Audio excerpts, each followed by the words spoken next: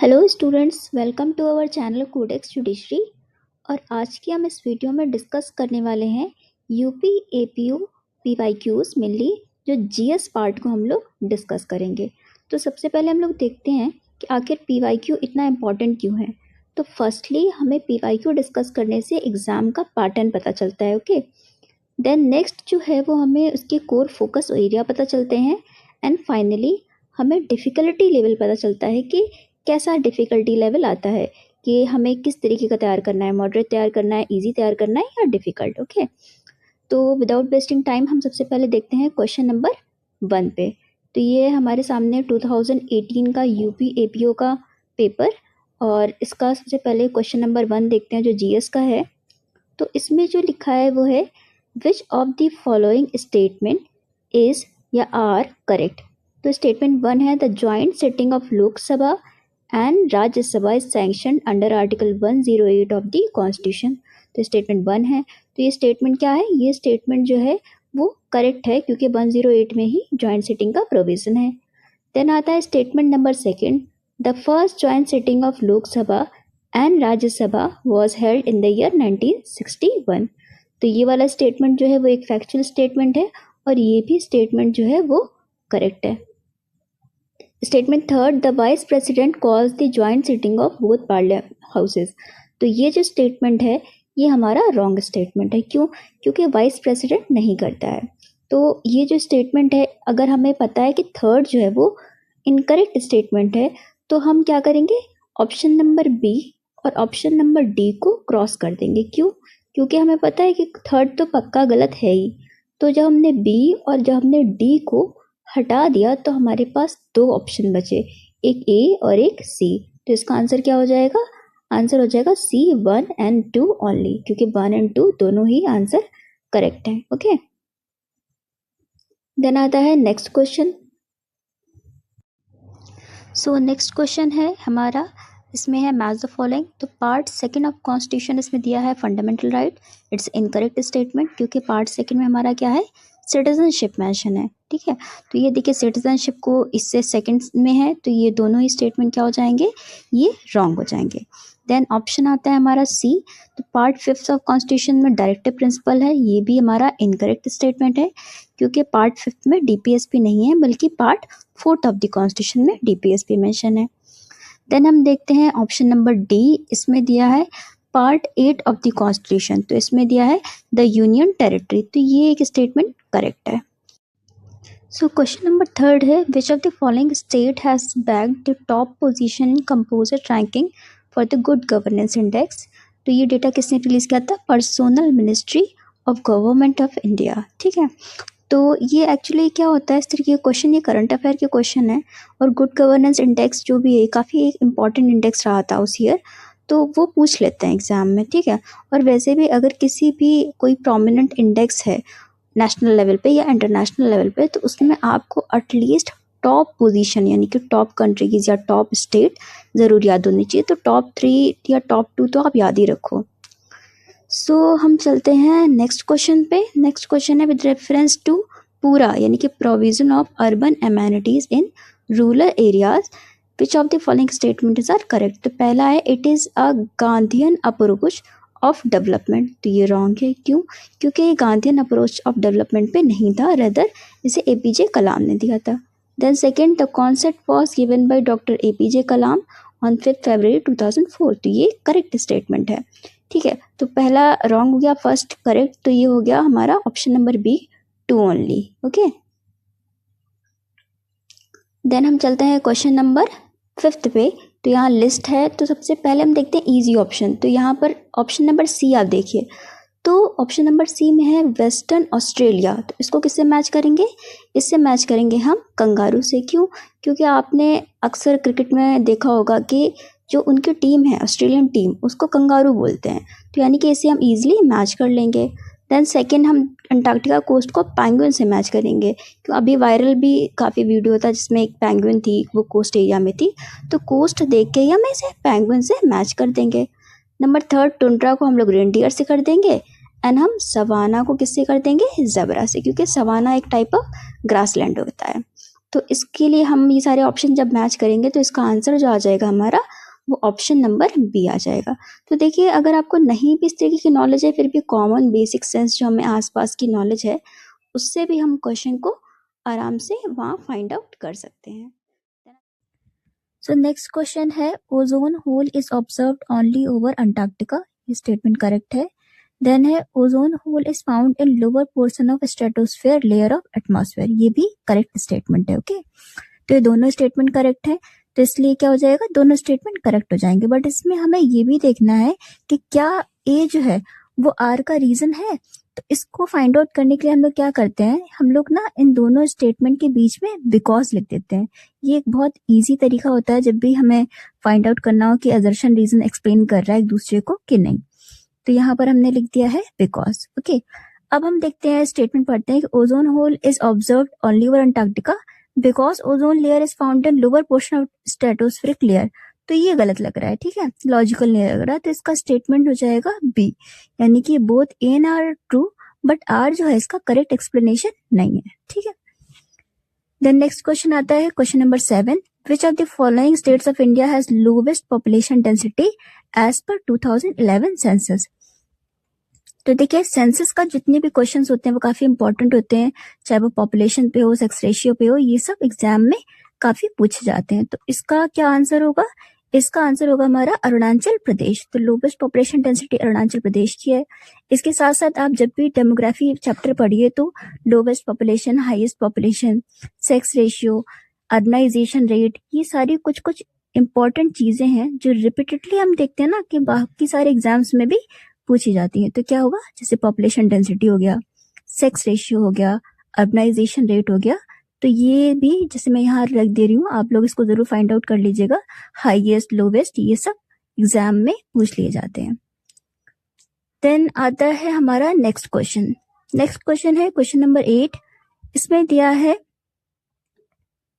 During which of the following decades the growth of absolute urban population was more than absolute rural population in India। यानी कि यहाँ पे क्या कह रहे हैं कि अर्बन पॉपुलेशन यानी कि U जो है वो ग्रेटर देन किससे है, R से, यानी urban population greater than rural population से। तो ये हमें बताना लगाना है कि किस ईयर में है, ठीक है।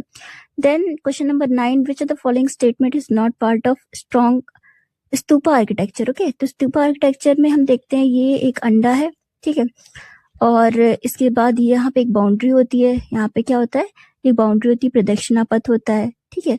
देन हमारा हर्मिका भी होती है। देन ऊपर अगर हम उसके स्ट्रक्चर पे टॉप पे देखते हैं तो यहाँ पर क्या होती है, यहाँ पे छतरी भी होती है। तो ये सब कुछ फीचर्स होते हैं जो स्तूपा आर्किटेक्चर में आते हैं। तो यहाँ पे अंडा हो गया, मेधी हो गया, हर्मिका, ये तीनों ही स्तूपा आर्किटेक्चर के पार्ट होते हैं। लेकिन जंघा जो होता है वो स्तूपा आर्किटेक्चर का पार्ट नहीं होता, ठीक है। तो यानी कि इसका 9 का ऑप्शन ए हो जाएगा। देन आता है हमारा question number 10। So question number 10 है, which of the following is not correctly match. तो यहाँ नॉट पूछा है, तो इसमें ये बताना है कि कौन सा करेक्टली मैच नहीं है। तो ये option number B, decline of waste, इसमें दिया है कार्ल मार्क्स ने लिखा था, जो कि एक इनकरेक्ट स्टेटमेंट है। ये इनकरेक्ट स्टेटमेंट क्यों है, क्योंकि डिक्लाइन ऑफ वेस्ट जो है वो इंटरनेशनल रिलेशन की एक बहुत इंपॉर्टेंट बुक है, और इसे इनफैक्ट वर्ल्ड हिस्ट्री में भी काफ़ी लोग रेफर करते हैं। तो ये लिखी थी ओसवाल्ड स्पेंगलर ने। ओके, तो ओसवाल्ड स्पेंगलर आपको याद रखना है क्योंकि ये प्रीवियस ईयर में पूछ चुके हैं, तो ये रिपीट भी कर सकते हैं। तो ये है ओसवाल्ड स्पेंगलर। अच्छा, बुक्स एंड ऑथर्स में हमेशा याद रखना है कि कुछ फेमस ऑथर की या कुछ ऐसी लैंडमार्क्स बुक्स जिससे बहुत कुछ कह सकते हैं वर्ल्ड लेवल पे चेंजेस आए, तो उनको हमेशा माइंड में रखना है, चाहे वो करंट की हो या फिर बाद की हो। Then question number 11, Krishnadeva Raya, a ruler of Vijayanagar, was related to which dynasty. तो कृष्णदेव राय किस डायनेस्टी से थे, तो ये तुलुवा डायनेस्टी से थे, ठीक है। तो कृष्णदेव राय इन जनरल भी काफ़ी फेमस रूलर थे, इनके बारे में भी कुछ कुछ इंपॉर्टेंट की फैक्ट्स याद रखना है। एंड विजयनगर, ये बहुत इंपॉर्टेंट टॉपिक है, ये मोस्ट ऑफ द एग्जाम में रिपीटेडली पूछा जाता है, इसके रूलर्स एंड इसके कुछ कुछ रिफॉर्म्स। देन आता है हमारा question number 12, which of the following statement is are correct. तो पहला है, अकबर लिफ्टेड जिजिया ऑन हिंदूज इन मार्च 1565। तो ये डेट है। Then question number second, Akbar lifted जजिया ऑन हिंदूज इन मार्च 1564। तो देखिए दोनों में ही सेम क्वेश्चन है, बस डेट चेंज है, तो ऑब्वियसली दोनों तो करेक्ट नहीं होंगे, इनमें से कोई एक स्टेटमेंट ही करेक्ट होगा, तो यानी कि बोथ 1 और 2 तो नहीं होंगे। अब ये कंप्लीट फैक्चुअल स्टेटमेंट है, यानी कि अगर आपको ये पता है कि अकबर ने जजिया कब लिफ्ट किया तो आप कर पाओगे, अदरवाइज ऐसे क्वेश्चंस को आप लीव कर सकते हो, क्योंकि यहाँ पे कोई लॉजिक नहीं है, इट्स सिंपली अ फैक्ट। लेकिन ये याद रखना है कि अकबर के जितने भी रिफॉर्म हैं वो बहुत सारे एग्जाम से पूछे जाते हैं, तो इसका आंसर जो होगा वो ओनली 2 होगा, यानी कि 1564 में लिफ्ट किया था। देन आता है question number 13, who was the author of the book thoughts on Pakistan. तो थॉट्स ऑन पाकिस्तान एक बहुत फेमस बुक है और ये लिखी थी बी आर अम्बेडकर ने। तो बी आर अम्बेडकर की भी कुछ 3-4 बुक्स हैं, फेमस हैं काफ़ी, तो उनको भी माइंड में हमेशा रखना है, एग्जाम से पहले एक बार आप रिवाइज कर लेंगे तो ये आराम से ईजिली टैकल हो जाएगा क्वेश्चन। देन आता है क्वेश्चन नंबर 14, अगेन क्रोनोलॉजी से है, तो consider the following events and arrange them in chronological order. तो ये हिस्ट्री से क्वेश्चन है, तो पहला दिया है ट्रीटी ऑफ इलाहाबाद, फिर ट्रीटी ऑफ अमृतसर, देन आपका दिया treaty of Salbai and then treaty of Mangalore. इन सबकी पहले तो आपको डेट पता होना चाहिए कि ये सारी कब कब इवेंट्स हुए हैं। जब आपको ये पता होगा कि कब इवेंट्स हुए हैं तो डेफिनेटली आप इस क्वेश्चन को टैकल कर लेंगे। तो ये सारे ही काफ़ी फेमस इवेंट्स हैं। ट्रीटी ऑफ इलाहाबाद 1765 में हुआ था, ट्रीटी ऑफ अमृतसर 1809 मिनटों के टाइम हुई थी, ट्रीटी ऑफ सालबाई 1782 में हुई थी एंड ट्रीटी ऑफ मैंगलोर 1784 में हुई थी। तो इन सारी ट्रीटीज़ के अकॉर्डिंग जब हमें इनकी डेट पता होगी, अगर आपको एग्जैक्ट नहीं भी पता तो इन एंड अराउंड भी आपको पता होगा, तो ऐसे स्टेटमेंट्स या फिर ऐसे क्वेश्चंस आप हैंडल कर सकते हैं। तो इसके अकॉर्डिंग अगर हम मैच करेंगे तो क्या हो जाएगा, सबसे पहला जो इवेंट होगा वो होगा ट्रीटी ऑफ इलाहाबाद, यानी कि 1765, यानी कि 1 हो जाएगा। तो 1 है option number A C D में। देन उसके बाद हमारा क्या हो जाएगा, 3 हो जाएगा, तो इसका ऑप्शन हो जाएगा सी, यानी कि 1 3 4 2। ओके, तो क्वेश्चन नंबर 14 का ऑप्शन सी। देन आता है क्वेश्चन नंबर 15। क्वेश्चन नंबर 15 आता है, क्वेश्चन नंबर 15 में क्या है, who among the following was the second satyagrahi. Okay, तो यहाँ पर याद रखना है कि फर्स्ट सत्याग्रही नहीं पूछा गया है, सेकेंड सत्याग्रही पूछा गया है इन इंडिविजुअल सत्याग्रह इन 1940। तो याद रखना है कि सेकेंड सत्याग्रही पूछा है, और किस में सेकेंड पूछा है, ये पूछा है इंडिविजुअल सत्याग्रह में। तो इंडिविजुअल सत्याग्रह में जो सेकेंड सत्याग्रही था वो थे जवाहरलाल नेहरू। तो आप कमेंट सेक्शन में लिखिएगा तो फर्स्ट सत्याग्रही जो थे वो कौन थे, ठीक है, तो आप इसे बताइएगा, ये भी एक काफ़ी फेमस पर्सन है। देन आता है क्वेश्चन नंबर 16। क्वेश्चन नंबर 16 है, consider the following events and arrange them in chronological order. Again देख रहे हैं आप, हिस्ट्री के most of the question chronology से ही डील कर रहे हैं, यानी कि आपको डेट्स जरूर याद रखना है इंपॉर्टेंट इवेंट्स की।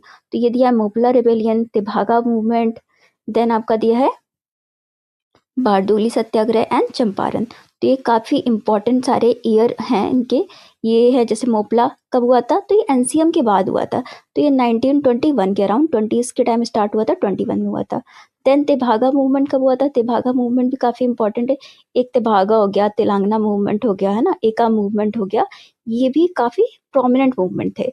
तो तेभागा मूवमेंट था 1946 में, देन आपका आता है बारडोली 1928 में, देन चंपारण 1917 में। तो ये मेजर इवेंट्स हैं, स्पेशली मॉडर्न हिस्ट्री में हम लोग इसे पढ़ते हैं, और इसकी डेट आपको एज इट इज़ याद होना चाहिए, क्योंकि इसमें ज़्यादा गैप नहीं देते हैं इन दोनों ईयर्स के बीच। तो इसका आंसर हो जाएगा ऑप्शन डी 4132। ओके, देन आता है क्वेश्चन नंबर 17। इसमें दिया है कंसीडर द फॉलोइंग स्टेटमेंट। पहला दिया है movement of food in digestive system is involuntary, ठीक है, तो कैसा होता है डाइजेस्टिव सिस्टम में, involuntary. Then heart beat is under control of will. तो सेकंड स्टेटमेंट में देखिए दिया है heart beat is under control of will, तो ऐसा तो नहीं होता है कि हमारी विल में होती है, तो ये स्टेटमेंट पक्का रॉन्ग हो जाएगा। तो जब इस स्टेटमेंट ये 2 जो है वो रॉन्ग हो गया, तो देखिए आपका ये जो बी सी डी है वो तीनों कैंसिल हो गए, यानी कि even if you don't know other option की करेक्ट है कि नहीं, आप आंसर पे अराइव हो जाएंगे, यानी कि इसका आंसर क्या हो जाएगा, ए हो जाएगा, यानी कि 1 3 4 आर करेक्ट। अब बाकी के स्टेटमेंट भी हम देख लेते हैं। तो स्टेटमेंट नंबर 3 है left part of the brain is concern with the language. Okay, then है right part of the brain is concern with appreciation of music, ठीक है। तो जब भी ब्रेन हम लोग पढ़ते हैं तो ब्रेन में ना बेसिकली 2 मेजर पार्ट होते हैं, ठीक है। एक लेफ्ट पार्ट होता है और एक राइट पार्ट होता है। तो जो लेफ्ट पार्ट होता है हमारा ब्रेन का, वो ज़्यादातर रीजनेबल एक्ट जो चीज़ें होती है जैसे लैंग्वेज को आइडेंटिफाई करना या पिक्चर को आइडेंटिफाई करना, ठीक है, इन सब से रिलेटेड होता है। जबकि जो राइट पार्ट होता है वो थोड़ा इमोशनल पार्ट होता है कहते हैं, ठीक है। तो म्यूजिक, सेंस ऑफ आर्ट, ये सब वहाँ डेवलप होता है। देन क्वेश्चन नंबर 18 आता है, which of the following is not correctly match. तो यहाँ पे दिया है पहला एंजाइम पेप्सिन, तो यस ये करेक्ट है, एंजाइम पेप्सिन होता है। देन विटामिन बायोटिन, हाँ विटामिन B7 आपने अक्सर सुना होगा, ठीक है, तो ये विटामिन होता है बायोटिन। देन पॉलीमर दिया है RNA, तो पॉलीमर RNA होता है, हम देखते हैं राइबोन्यूक्लिक एसिड एक लंबी चेन्स बनाते हैं, तो पॉलीमर मतलब ही लॉन्ग चेन्स ऑफ आइसोमर्स होते हैं, ठीक है, तो ये पॉलीमर भी क्या हो जाएगा आपका RNA। विटामिन में बायोटिन को B7 बोलते हैं और इसका यूज़ आजकल तो बहुत ज़्यादा कॉस्मेटिक प्रोडक्ट्स जितने भी हेयर से होते हैं उस पर फ्रिक्वेंटली सुनने के लिए मिल जाता है। देन पॉलीमर RNA है, तो हमारा ऑप्शन डी बचता है। तो ये दिया हार्मोन कोलेस्ट्रॉल, तो हार्मोन कोलेस्ट्रॉल नहीं होता है, ठीक है, तो ये ऑप्शन हो जाएगा इनकरेक्ट, ठीक है। तो ये बहुत बेसिक साइंस का क्वेश्चन है और इसे बेसिक अगर आपका क्लियर होगा तो आप इसे हैंडल कर लेंगे। Then question number 19, which the following are clean and green fuel, ठीक है, क्लीन एंड ग्रीन फ्यूल की बात की गई है, तो कौन कौन से, तो पेट्रोल तो बिल्कुल नहीं है और डीजल भी नहीं है, ठीक है, तो ये इन दोनों को आप आराम से क्रॉस कर देंगे, भाई पेट्रोल डीजल तो हम हटाने की बात कर ही रहे हैं, तो ये क्लीन और ग्रीन नहीं हो सकता, ठीक है। देन आपका CNG और बायोफ्यूल आता है, तो CNG और बायोफ्यूल दोनों ही करेक्ट हैं, इन्हें हम क्लीन और ग्रीन फ्यूल की कैटेगरी में लेके आते हैं। ऑल्दो CNG में थोड़ा सा पॉल्यूशन होता है, बट रिलेटिव कंपैरिजन देखते हैं तो ये डी आंसर हो जाएगा 3 और 4, ठीक है। देन हमारा आता है क्वेश्चन नंबर 20, तो 2 वाट के बल्ब दिए, 60 वाट के बल्ब हैं और 2 40 वाट के फ़ैन हैं, ठीक है, ये 6 घंटे चलते हैं और इलेक्ट्रिसिटी चार्ज जो है 5 यूनिट पर रुपीज़ जो है वो लगता है, ठीक है, और ये कितने दिन चल रहा है, ये 30 डेज चल रहा है। देखिए ये फिजिक्स का एक बहुत न्यूमेरिकल टाइप का क्वेश्चन है, जो बेसिक कॉन्सेप्ट होता है, यानी कि जो पावर होता है और जो वर्क होता है और जो टाइम होता है उसके बीच में एक रिलेशन होता है, ठीक है, तो वर्क इज इक्वल टू होता है हमारा पावर इनटू टाइम, ठीक है। तो अगर ये आपको फॉर्मूला पता होगा कि हाँ जो टोटल वर्क डन होता है उसमें वो कैसे निकालते हैं हम लोग, अगर हम लोग टोटल जितना पावर कंज्यूम हो रहा है और जितने टाइम तक ये पावर कंज्यूम हो रहा है उसको मल्टीप्लाई करेंगे तो हमारा टोटल वर्क डन निकल आएगा, ठीक है। सो ये फार्मूला आपको याद रखना है। सो ये होते हैं हमारे 50 क्वेश्चंस और नेक्स्ट हम अगले वीडियो में करेंगे, तो तब तक हम लोग देखेंगे नेक्स्ट पार्ट जो GS का होगा, जिसमें रेस्ट ऑफ द क्वेश्चंस जो होंगे वो हम लोग कवर करेंगे। Question number 21, the term of mission Indradhanush 2.0 is, तो टर्म जो है मिशन इंद्रधनुष का वो है दिसंबर 2019 टू मार्च 2020। स्टूडेंट्स, मिशन इंद्रधनुष एक फ्लैगशिप स्कीम है गवर्नमेंट ऑफ इंडिया की, इसलिए इसके ऑब्जेक्टिव्स, इसकी लॉन्च डेट, ये सारी चीज़ें जब भी आप किसी भी ऑब्जेक्टिव पढ़ें मिशन का या फिर आप कोई गवर्नमेंट स्कीम पढ़ें तो ये सारी चीज़ें या पॉइंट्स जो होते हैं वो ज़रूर आपको पढ़ने चाहिए। क्वेश्चन नंबर आता है 22, इन दिसंबर 2019 Indian air force announced retire of which of the following fighter aircraft. ये करंट का क्वेश्चन है, अभी के टाइम में ये रेलेवेंट नहीं है, सो इसको हम स्किप कर सकते हैं। फिर आता है question number 23, the following statement are related with Surena 4 humanoid robot. तो ह्यूमैनॉइड रोबोट जो रहता है वो हमेशा न्यूज़ में रहता है, कोई AI, तो कभी ChatGPT, कभी किसी इस तरीके के जो टॉपिक्स होते हैं वो काफ़ी फेवरेट होते हैं, तो इसको तैयार करना है, बट अभी के लिए it's not important. Question number 24 है, who has been named best footballer in the world while receiving the Ballon d'Or award for the 6th time on 2nd December 2019। तो ये अवार्ड क्वेश्चन 2019 का है, तो उस टाइम का रेलेवेंस नहीं है अभी के लिए, बट अभी के टाइम में उस्मानी डेम्बेल को ये अवार्ड मिला है मेंस कैटेगरी में और वुमेंस कैटेगरी में मिला है एतना बोनमाती को। तो ये दोनों नाम इम्पॉर्टेंट हैं, आप लोगों को इसको याद रखना है। फिर आता है क्वेश्चन नंबर 25, मिस यूनिवर्स 2019। तो अगेन ये करंट अफेयर क्वेश्चन है, तो एज़ पर 2025 जो मिस यूनिवर्स हैं वो हैं फातिमा पोशे, तो फातिमा बशे जो है वो मिस यूनिवर्स 2025 हैं और ये मैक्सिको सिटी की हैं। तो इसको भी current affair point of view से हमें अपने माइंड में रखना है। Moving on to our question number 26, which of the following is an exception of the source of income of panchayat in UP. तो इसका आंसर है बी, लोकल ट्रेड टैक्स। तो लोकल ट्रेड टैक्स जो है वो एक एक्सेप्शन है source of income of panchayat in UP. तो other tax, animal tax and building tax, जिसे हाउस टैक्स भी कहते हैं, ये काफ़ी कॉमन टैक्स हैं जो सारे पंचायत जो है उसके लिए एप्लीकेबल होते हैं। Then question number 27, which of the following types of equalities have been attempted by constitution maker through article 17 and 18। तो आर्टिकल 17 जो अनटचेबिलिटी की बात करता है एंड आर्टिकल 18 जिसमें टाइटल्स मेंशन है वो सोशल इक्वालिटी की एम्बिट में आ जाते हैं। तो इसका आंसर होगा 27 का B. It's quite easier question of polity. Then moving to question number 28, इसमें दिए हैं बोर्ड्स एंड उनके हेडक्वार्टर्स। तो let's start with easier option. तो coffee board of India Bangalore में है, सबको ही पता है। देन आता है टोबैको बोर्ड, ये गुंटूर में है, आंध्र प्रदेश में है ये। And national fisheries development board Hyderabad में है। एंड नेशनल जूट बोर्ड जो है वो कोलकाता में है। तो ये मिसलेनियस टॉपिक में आ जाता है और ये लूसेंट में काफ़ी अच्छे से टॉपिक कवर है, तो आप उसे देख सकते हो। नेक्स्ट क्वेश्चन जो आता है वो इसका आंसर जो है 28 का वो है, 28 का आंसर जो है वो बी है। ओके, सो 28 का आप बी लगा दोगे। देन क्वेश्चन नंबर 29 है, इसमें दिया है which of the following visa was brought with an objective to boost investment by foreign nationals in US company. इसका आंसर है EB-5। EB-5 वीज़ा जो होता है वो बूस्ट इन्वेस्टमेंट जो कंपनीज कर रही होती हैं यूएस की, उन पे लगता है। क्वेश्चन नंबर आता है 30, विच of the following is not correctly matched. तो नॉट करेक्टली मैच्ड है कंट्री विद कैपिटल। तो स्लोवानिया की वेडुस कैपिटल दी है जो कि रॉन्ग है। देन ऑस्ट्रिया की या वियना कैपिटल है, it's a correct statement. Slovakia की Bratislava, it's also correct statement. And Croatia की ज़ग्रेब, यानी कि इसका आंसर हो जाएगा ऑप्शन नंबर ए। तो बाकी की कैपिटल्स हमें ज़रूर याद रखनी है। और स्लोवानिया की कैपिटल ये रॉन्ग है, तो राइट कैपिटल क्या होगी? राइट कैपिटल है लिजाना। आई थिंक इसका प्रोनाउंसिएशन कुछ लुबियाना कुछ करके होता है, तो वो भी आपको हमेशा याद रखना है। बाकी ऑप्शंस क्योंकि करेक्ट है तो इसलिए आप याद रखिए, ऑस्ट्रिया की वियना है, स्लोवाकिया की ब्रातिस्लावा एंड क्रोएशिया की ज़ाग्रेब। देन है question number 31, which of the following coast is known as mosquito coast. तो coast of Honduras and Nicaragua along Caribbean sea जो है वो उसको हम लोग कहते हैं mosquito coast.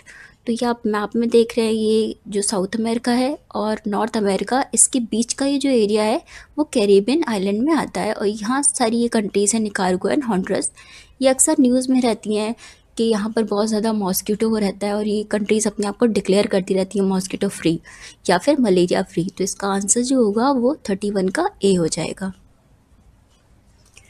Then question number 32 आता है, what was the sex ratio of India as per 2011 census.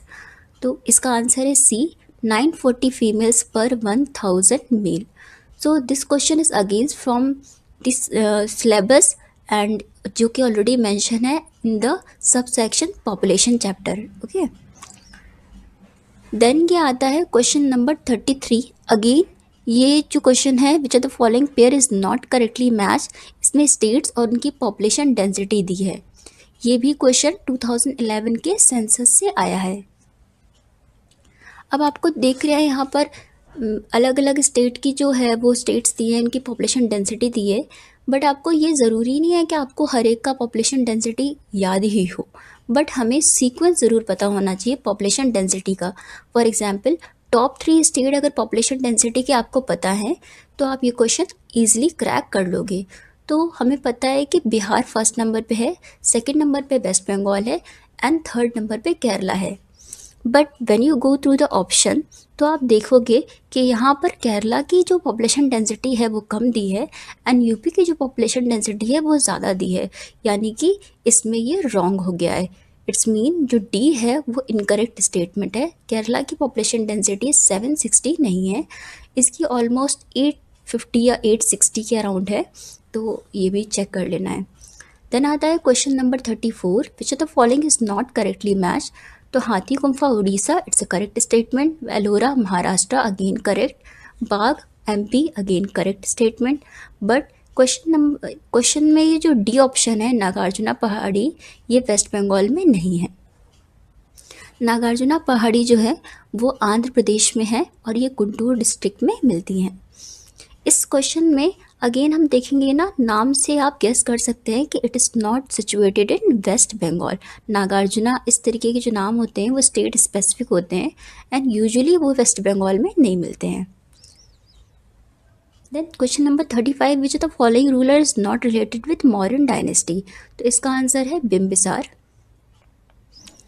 फिर आता है question number 36, who was the author of Badshahnama. तो इसका आंसर है अब्दुल हामिद लाहौरी, यानी ऑप्शन डी बादशाहनामा के ऑथर हैं अब्दुल हामिद लाहौरी। अब बाकी ऑप्शन में जो सी भी इम्पॉर्टेंट है, इसमें है गुलबदन बेगम। इनकी एक बहुत फेमस बुक है हुमायूं नामा, यानी कि हुमायूं नामा पे भी क्वेश्चन अक्सर आता है कि इसके ऑथर कौन है, तो आप लोग को याद रखना है वो उनकी सिस्टर थी गुलबदन बेगम, उन्होंने वो लिखा था।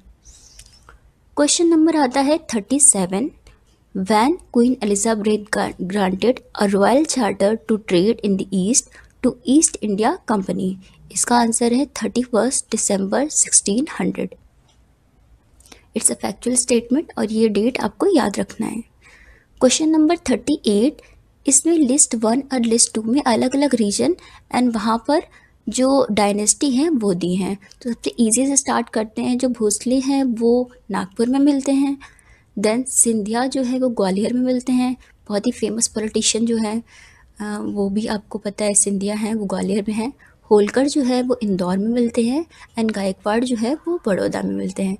तो ये सारा आपने मैच कर लिया है कि कौन किसको यहाँ पर मैच कर रहा है। तो इसके अकॉर्डिंग अगर हम देखेंगे कि सबसे ईजिली जो हम लोग को मिल रहा था डी का 1, तो ये डी का यानी कि ये आ जाएगा आपका ए का 3, यानी कि 38 का आंसर हो जाएगा ए। क्वेश्चन नंबर आता है 39, with reference to Vaikom Satyagraha which of the following statement is or correct. तो it was started in Travancore, it's a correct statement. Second, it was against the salt tax in the Kerala, it's wrong statement because ये salt tax के लिए नहीं था, ये एक temple entry movement था। तो इसके अकॉर्डिंग आपका हो जाएगा ए करेक्ट, यानी कि 1 only. Moving on to question number 40, इसमें दिया है which of the following is not correctly match. ये ईयर का क्वेश्चन है, तो यहाँ पर वेरियस ईयर दिए हैं, उनकी ट्रीटीज़ दी हैं। तो treaty of Surat 1775, treaty of Madras 1769, treaty of Bassein 1803 and treaty of Lahore 1846। तो ये 1803 यही रॉन्ग है क्योंकि ट्रीटी ऑफ बसाइन जो थी वो 1802 में थी, नॉट 1803 में। तो ये बहुत इंपॉर्टेंट ट्रीटी थी, इसलिए आपको इसकी डेट, एग्जैक्ट डेट जो होना चाहिए वो आपको पता होना चाहिए। तो इसकी एग्जैक्ट डेट है 1802। ये सारी ट्रीटी भी जो है वो काफ़ी इंपॉर्टेंट है, तो जब आप पढ़ें तो कौन सी ट्रीटी किस ईयर में हुई है और कौन सी ट्रीटी किन दो लोगों के बीच में हुई है, ये भी आप लोग ज़रूर पढ़ना है और इससे क्वेश्चंस जो है वो फ्रेम हो जाते हैं। देन है who was the author of book a history of Arya Samaj. तो हिस्ट्री ऑफ आर्य समाज है लाला लाजपत राय की बुक है, ये काफ़ी एक फेमस बुक है। फिर देखते हैं question number 42, the last natural case of smallpox was reported in 1977 from. तो इसका आंसर होगा Somalia. But these are such type of question कि अगर आपको नहीं पता है then you can easily skip, क्योंकि ये न्यूज़ में भी नहीं होते हैं, स्टैटिकली भी इतने इम्पॉर्टेंट नहीं हैं। क्वेश्चन नंबर 43 आता है, इसमें दिया viewed from space the earth looks mainly. तो अर्थ किस कलर की दिखती है इसमें ये बताना है।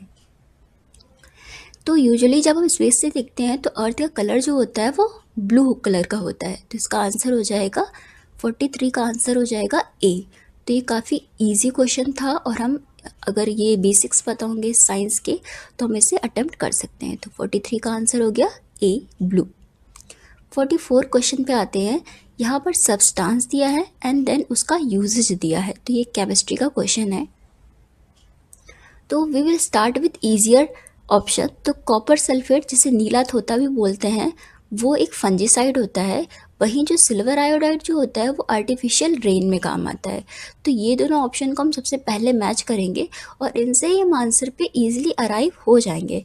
बट स्टिल बाकी के ऑप्शन देखते हैं कि cellulose acetate motion picture film में होता है और ईओसीन जो होता है वो रेड इंक में होता है। तो ये सारे ऑप्शंस जो हैं वो हम लोग मैच कर लेंगे। तो डी का 1 करते ही हमें आंसर आ गया था, तो 44 का जो आंसर होगा वो हो जाएगा B.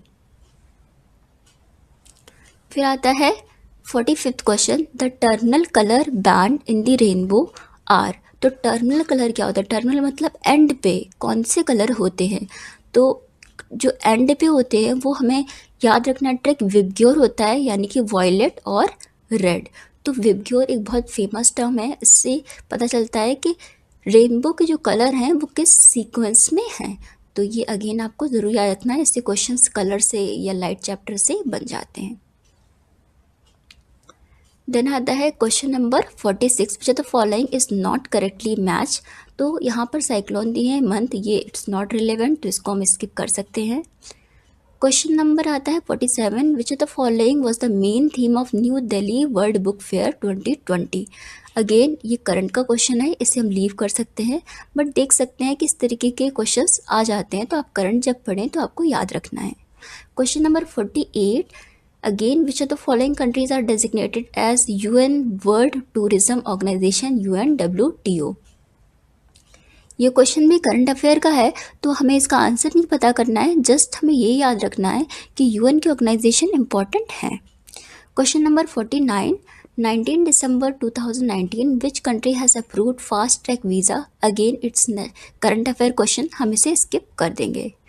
Question number 50, who was the youngest women climate activist address at COP 2025।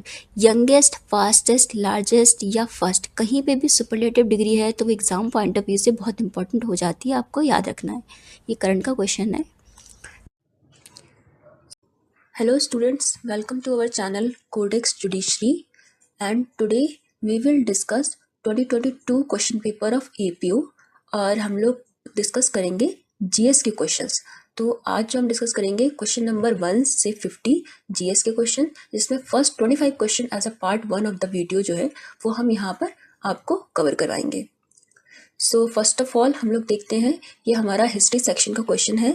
तो ये जो क्वेश्चन है वो मराठा एम्पायर से है, तो देखते हैं, with reference to Marathas which of the following statement is correct. तो the administrative system of Shivaji was his own creation. Okay, so administrative system की बात की जा रही है कि वो उनका खुद का क्रिएशन था।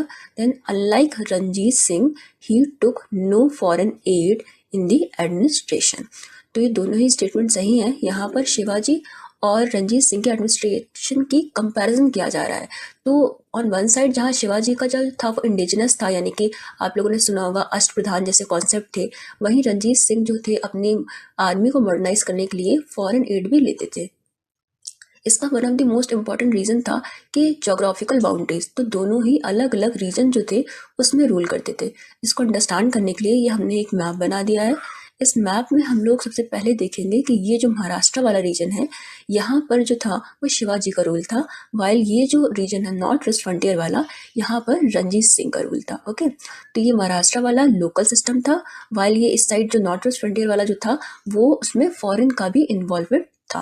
तो ये दोनों ही स्टेटमेंट जो होंगे वो स्टेटमेंट करेक्ट होंगे। तो इसका आंसर होगा ए, यानी कि both 1 and 2 are correct. Okay,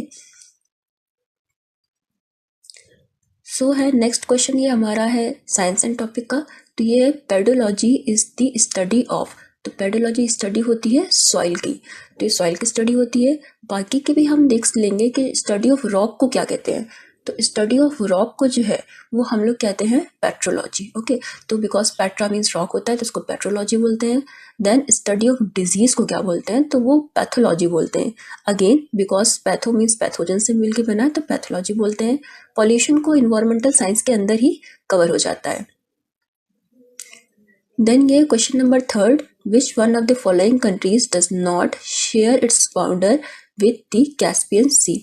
तो ये जो भी इंपॉर्टेंट सीज होंगे, चाहे रेड सी हो, कैस्पियन सी हो, ब्लैक सी हो, मेडिटेरियन सी हो, इसके सराउंडिंग कंट्रीज जो है वो आपको पता होना चाहिए। तो ये है हमारा मैप साइड में कैस्पियन सी का, और यहाँ पर जो है ये अलग अलग कंट्रीज जो है वो इसको सराउंड कर रही हैं। ओके, तो ये सारी कंट्रीज हैं। तो इसमें कौन कौन सी हमारी कंट्रीज आ जाएंगी, इसको याद करने के लिए ना एक बहुत ही छोटी सी ट्रिक भी होती है। ऐसे ही मैं आपको बता दे रही हूँ, वैसे होती है तुर्कमेनिस्तान है, रशिया है, ईरान है, अजरबैजान है, कजाकिस्तान है, ये सारी कंट्रीज हैं।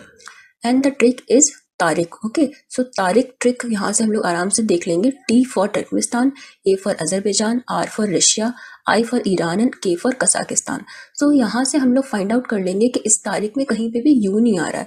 तो यहाँ पर यू किस ऑप्शन में है, देखिए उज्बेकिस्तान में यू है, तो इसका मतलब इसका जो आंसर हो जाएगा वो हो जाएगा उज्बेकिस्तान। तो इसका आंसर होगा C, Uzbekistan does not share border with Caspian sea. Then हम चलते हैं नेक्स्ट क्वेश्चन पे। नेक्स्ट क्वेश्चन है हमारा, which of the following is the longest lake of Africa. Okay, तो लॉन्गेस्ट लेक अफ्रीका का पूछा जा रहा है, तो इसका आंसर है option number C, lake Tanganyika. Okay, so lake Tanganyika is the longest lake of Africa. जब मैप में देखते हैं तो हम इसको देखते हैं कि ये वर्टिकल एसोसिएटेड है। ओके, तो इस वर्टिकल लेंथ की वजह से काफ़ी लंबा हो जाता है। देन लेक विक्टोरिया, ये वन ऑफ द लार्जेस्ट है। तो इन दोनों के बारे में मेजर डिटेल्स आपको याद होना चाहिए। ओके, देन हम चलते हैं हमारे नेक्स्ट क्वेश्चन की तरफ में। तो हमारा जो नेक्स्ट क्वेश्चन है वो करंट का है, इसलिए हम लोग इसको छोड़ देंगे। देन अगेन आता है हमारा साइंस का क्वेश्चन, यानी कि क्वेश्चन नंबर 6। इसमें है, which of the following pairs is correctly matched. तो ऑप्शन नंबर ए है रिडॉक्स रिएक्शन, तो इसमें है रिडक्शन ओनली। तो ये हमारा जो स्टेटमेंट हो जाएगा वो क्या हो जाएगा, वो इनकरेक्ट हो जाएगा। इनकरेक्ट क्यों हो जाएगा, क्योंकि रिडॉक्स दो वर्ड से मिलके बना है, वो है रिडक्शन एंड ऑक्सीडेशन, यानी कि रिडॉक्स रिएक्शन में दोनों होते हैं। देन आता है एक्सटेंसिव एंड इंटेंसिव प्रॉपर्टीज पे क्वेश्चन। तो इससे पहले हमें पता होना चाहिए कि एक्सटेंसिव प्रॉपर्टीज कौन सी प्रॉपर्टी है एंड इंटेंसिव प्रॉपर्टी कौन सी प्रॉपर्टीज है। तो एक्सटेंसिव प्रॉपर्टी मटेरियल की वो प्रॉपर्टी होती है जिसमें हमारा अमाउंट जो है वो मैटर करता है, यानी कि वैल्यू रखता है, वाइल इंटेंसिव प्रॉपर्टी में अमाउंट मैटर नहीं करता। फॉर एग्जाम्पल कि अगर किसी एक लीटर पानी की जो डेंसिटी है वो 10 लीटर की भी होगी, तो यानी कि डेंसिटी इंटेंसिव प्रॉपर्टी है, बिकॉज अमाउंट मैटर नहीं कर रहा, वाइल वॉल्यूम में आपका अमाउंट मैटर करता है। तो ये दोनों ही स्टेटमेंट जो हो जाएंगे वो आपके इनकरेक्ट हो जाएंगे। देन आता है option number D, total energy of universe is constant. Okay, तो ये आता है फर्स्ट लॉ ऑफ थर्मोडाइनमिक्स। तो फर्स्ट लॉ ऑफ थर्मोडाइनमिक्स जो है वो यही कहता है कि टोटल एनर्जी यूनिवर्स की कांस्टेंट रहेगी। ये एक करेक्ट स्टेटमेंट है, आप लोगों ने पढ़ा भी होगा, Q is equal to W+U होता है। ओके, तो ये फर्स्ट लॉ ऑफ थर्मोडाइनमिक्स होता है। देन हम चलते हैं नेक्स्ट क्वेश्चन पे। नेक्स्ट क्वेश्चन अगेन हिस्ट्री का क्वेश्चन है ये हमारा। ये क्वेश्चन है, with reference to Pushyamitra Shunga, which of the following statement is और आर करेक्ट। तो स्टेटमेंट 1 है, commander Pushyamitra Shunga killed Brihadratha. Then second जो है, बृहद्रथ के बारे में ये पता होना चाहिए कि आपको ये मौर्यन जो किंगडम है उनका लास्ट जो है वो एम्परर था बृहद्रथ, जिसको इसने किल कर दिया था।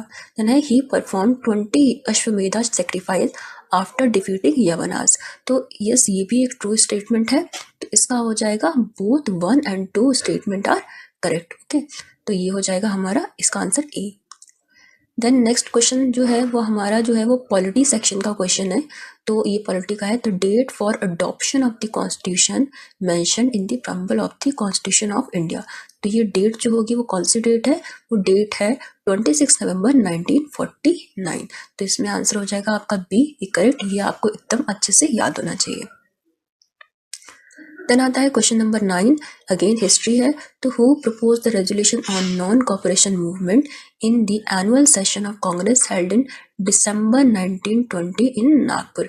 तो इसका जो आंसर है वो है CR दास। ओके, तो CR दास जो थे उन्होंने इस जो NCM वाला जो सेशन हुआ था उसको प्रिसाइड किया था। जितने भी इंपॉर्टेंट INC के सेशन हैं वो आपको ज़रूर याद होना चाहिए, तो ये एक लिस्ट आप बना सकते हैं इसकी। देन हम चलते हैं नेक्स्ट क्वेश्चन पे। क्वेश्चन नंबर है 10। ओके, क्वेश्चन नंबर 10 है, ये भी हिस्ट्री का क्वेश्चन है। तो इसमें है, who among the following wrote the Aihole inscriptions. Aihole inscription किसने लिखा था, अहोल इंस्क्रिप्शन जो था वो रवि कीर्ति ने लिखा था। ये लिखा था रवि कीर्ति ने। अब एक और चीज़ हमें याद रखनी है कि इंस्क्रिप्शन एक ऐसा टॉपिक है जिसपे बार बार क्वेश्चन जो है वो फ्रेम हो जाते हैं। तो इम्पॉर्टेंट इंस्क्रिप्शंस जो है वो आपके माइंड में होना चाहिए और वो आपको ठीक से मेमोरी में फिक्स होना चाहिए। पहला जैसे है एक जूनागढ़ इंस्क्रिप्शन, तो जूनागढ़ इंस्क्रिप्शन से भी आपके क्वेश्चन फ्रेम हो जाते हैं। तो फर्स्ट हो गया हमारा जूनागढ़ इंस्क्रिप्शन। एक और इंस्क्रिप्शन है वो है जैसे कि हम लोग अक्सर देखते हैं भब्बर इंस्क्रिप्शन है, ठीक है। तो भब्बर इंस्क्रिप्शन से भी क्वेश्चन फॉर्म हो जाते हैं और ये भी एंशिएंट इंस्क्रिप्शन है, इसके बारे में भी क्वेश्चन फ्रेम होते हैं। देन हमारा आता है नेक्स्ट इंस्क्रिप्शन है, वो है हमारा भानुगुप्त इंस्क्रिप्शन। ओके, इसको ईरान इंस्क्रिप्शन भी कहते हैं। तो ईरान इंस्क्रिप्शन या भानुगुप्त इंस्क्रिप्शन अगर आप लोगों ने पढ़ा होगा तो ये जो इंस्क्रिप्शन है ये फर्स्ट टाइम इसमें सती जो प्रथा है उसका एविडेंस मिलता है। देन हमारा आता है गिरनार इंस्क्रिप्शन, ये गुजरात में मिलता है इंस्क्रिप्शन और ये भी एग्जाम पॉइंट ऑफ व्यू से काफ़ी इंपॉर्टेंट है। तो ये सारे इंस्क्रिप्शंस इनकी छोटी छोटी जो डिटेल्स होती हैं वो लोग आप लोग जब भी एग्जाम देने जाएं तो हल्का से रिवाइज कर सकते हैं। देन हम आते हैं क्वेश्चन नंबर 11 पे, ये हमारा एजर्शन रीजन का क्वेश्चन है। तो एजर्शन रीजन में सबसे पहले एजर्शन देखते हैं। तो इसमें एजर्शन में लिखा है genetics is the study of pattern of inheritance and variations of character from parents to offspring. Okay, इसका रीजन क्या दिया है कि इनहेरिटेंस जो होता है is the process of transfer of character from one to the next generation. तो यहाँ सिंपल आपको जेनेटिक्स की डेफिनेशन पता होनी चाहिए और ये दोनों ही स्टेटमेंट करेक्ट है। तो इसमें बोथ 1 और 2 करेक्ट है और 1 जो है वो इसका एक्सप्लेनेशन भी सही है, ठीक है। तो ये स्टेटमेंट आप दोनों पढ़ लेंगे और बेसिकली इन सारे क्वेश्चंस में अगर लॉजिकली वो चीज़ आपको ठीक लग रही है तो 90% चांसेस जो होते हैं वो स्टेटमेंट के सही होने के होते हैं। क्वेश्चन नंबर 12 हम स्किप कर सकते हैं क्योंकि ये करंट का क्वेश्चन है। देन आता है क्वेश्चन नंबर हमारा 13, ये ज्योग्राफी सेक्शन का क्वेश्चन है। तो ये है with reference to the mount Kilimanjaro in Africa which of the following statement is और आर करेक्ट। तो पहला है it is the highest mountain peak in Africa. Next है it is situated on the equator. तो ये statement जो है वो रॉन्ग है। ओके, तो फर्स्ट वाला तो सही था बट जो सेकंड वाला है वो रॉन्ग है। ये क्यों रॉन्ग है तो हम एक छोटा सा मैप बना लेंगे, देखेंगे। जब हम मैप बनाते हैं अफ्रीका का तो अफ्रीका के कुछ ऊपर नर्दर्न साइड से जो है वो हमारा इक्वेटर जो है वो क्रॉस करता है। ओके, तो नर्दर्न साइड से क्रॉस करता है, वाइल ये जो है ये तंजानिया जो है वो तंजानिया में पड़ता है, माउंट किलिमंजारो ये सदर्न साइड में है। ओके, तो इसलिए ये हमारा ऊपर इक्वेटर जो जा रहा है, ठीक है। यहाँ पे हम लोग मैप में भी देख सकते हैं अफ्रीका के कि ये जो है हमारे नीचे पोर्शन में किलिमंजारो पड़ता है। ओके, सो हम लोग अब बढ़ते हैं नेक्स्ट क्वेश्चन की तरफ से। तो ये भी again core concept of geography का क्वेश्चन है। Question number 14, the ocean tides are due to. तो it is due to gravitational interaction. ये बहुत बेसिक कॉन्सेप्ट है और जब आप ज्योग्राफी के बेसिक कॉन्सेप्ट पढ़ते हैं तो उसमें ओशियन टाइड एक इंपॉर्टेंट चैप्टर है। नेक्स्ट क्वेश्चन 15 करंट का है तो इसको छोड़ देंगे। देन आता है 16, ये भी करंट का है, इसको भी हमने सेपरेट वीडियो में ऑलरेडी कवर कर चुके हैं। देन हमारा आता है क्वेश्चन नंबर 17। तो क्वेश्चन नंबर 17 में with reference to national human rights commission which of the following statement is और are correct. So it was established on 2 October 1993। ये रॉन्ग स्टेटमेंट है। वाई? क्योंकि यहाँ डेट गलत दी हुई है। तो इसकी एग्जैक्ट जो डेट है वो है 12 अक्टूबर 1993। ओके, तो यहाँ 12 अक्टूबर ज़रूर याद रखना है। तो बहुत छोटा सा डिफरेंस था यहाँ पर बट ये फैक्चुअल स्टेटमेंट था जो कि याद होना है। देन नेक्स्ट स्टेटमेंट है it is a statutory body. तो ये स्टेटमेंट एकदम करेक्ट है क्योंकि एनएचआरसी एक स्टैट्यूटरी बॉडी है। तो यानी कि यहाँ पर ऑप्शन बी हो जाएगा, only 2 correct. Then question number 18 आता है कि chief of army staff. Chief of army staff जो हमारा है ना वो करंट का टॉपिक होता है, तो ये इसको हम लोग आराम से स्किप कर सकते हैं चीफ ऑफ आर्मी स्टाफ को। देन हमारा आता है नेक्स्ट क्वेश्चन, अगेन ये हिस्ट्री सेक्शन से क्वेश्चन है। तो क्वेश्चन में क्या है कि Rohtas fort in Punjab was constructed by. तो रोहतास फोर्ट पंजाब, यहाँ पाकिस्तान वाले पंजाब की बात कर रहे हैं। तो ये किसने कंस्ट्रक्ट किया था? ये कंस्ट्रक्ट किया था शेरशाह सूरी ने। तो शेरशाह सूरी एक्चुअली ना रीजन कवर करता था बिहार वाला, बट उसने पंजाब में जो किया था उसका भी रोहतास नाम रखा था जो कि बिहार में एक जगह है, because he won that particular region. Okay, इसीलिए इसने उसका नाम भी रोहतास रखा था, वो है पंजाब में। देन नेक्स्ट आता है हमारा ये क्वेश्चन नंबर 20, ये ज्योग्राफी का क्वेश्चन है। Which of the following is the longest mountain chain in the world. तो लॉन्गेस्ट माउंटेन चेन कौन सी है हमारी?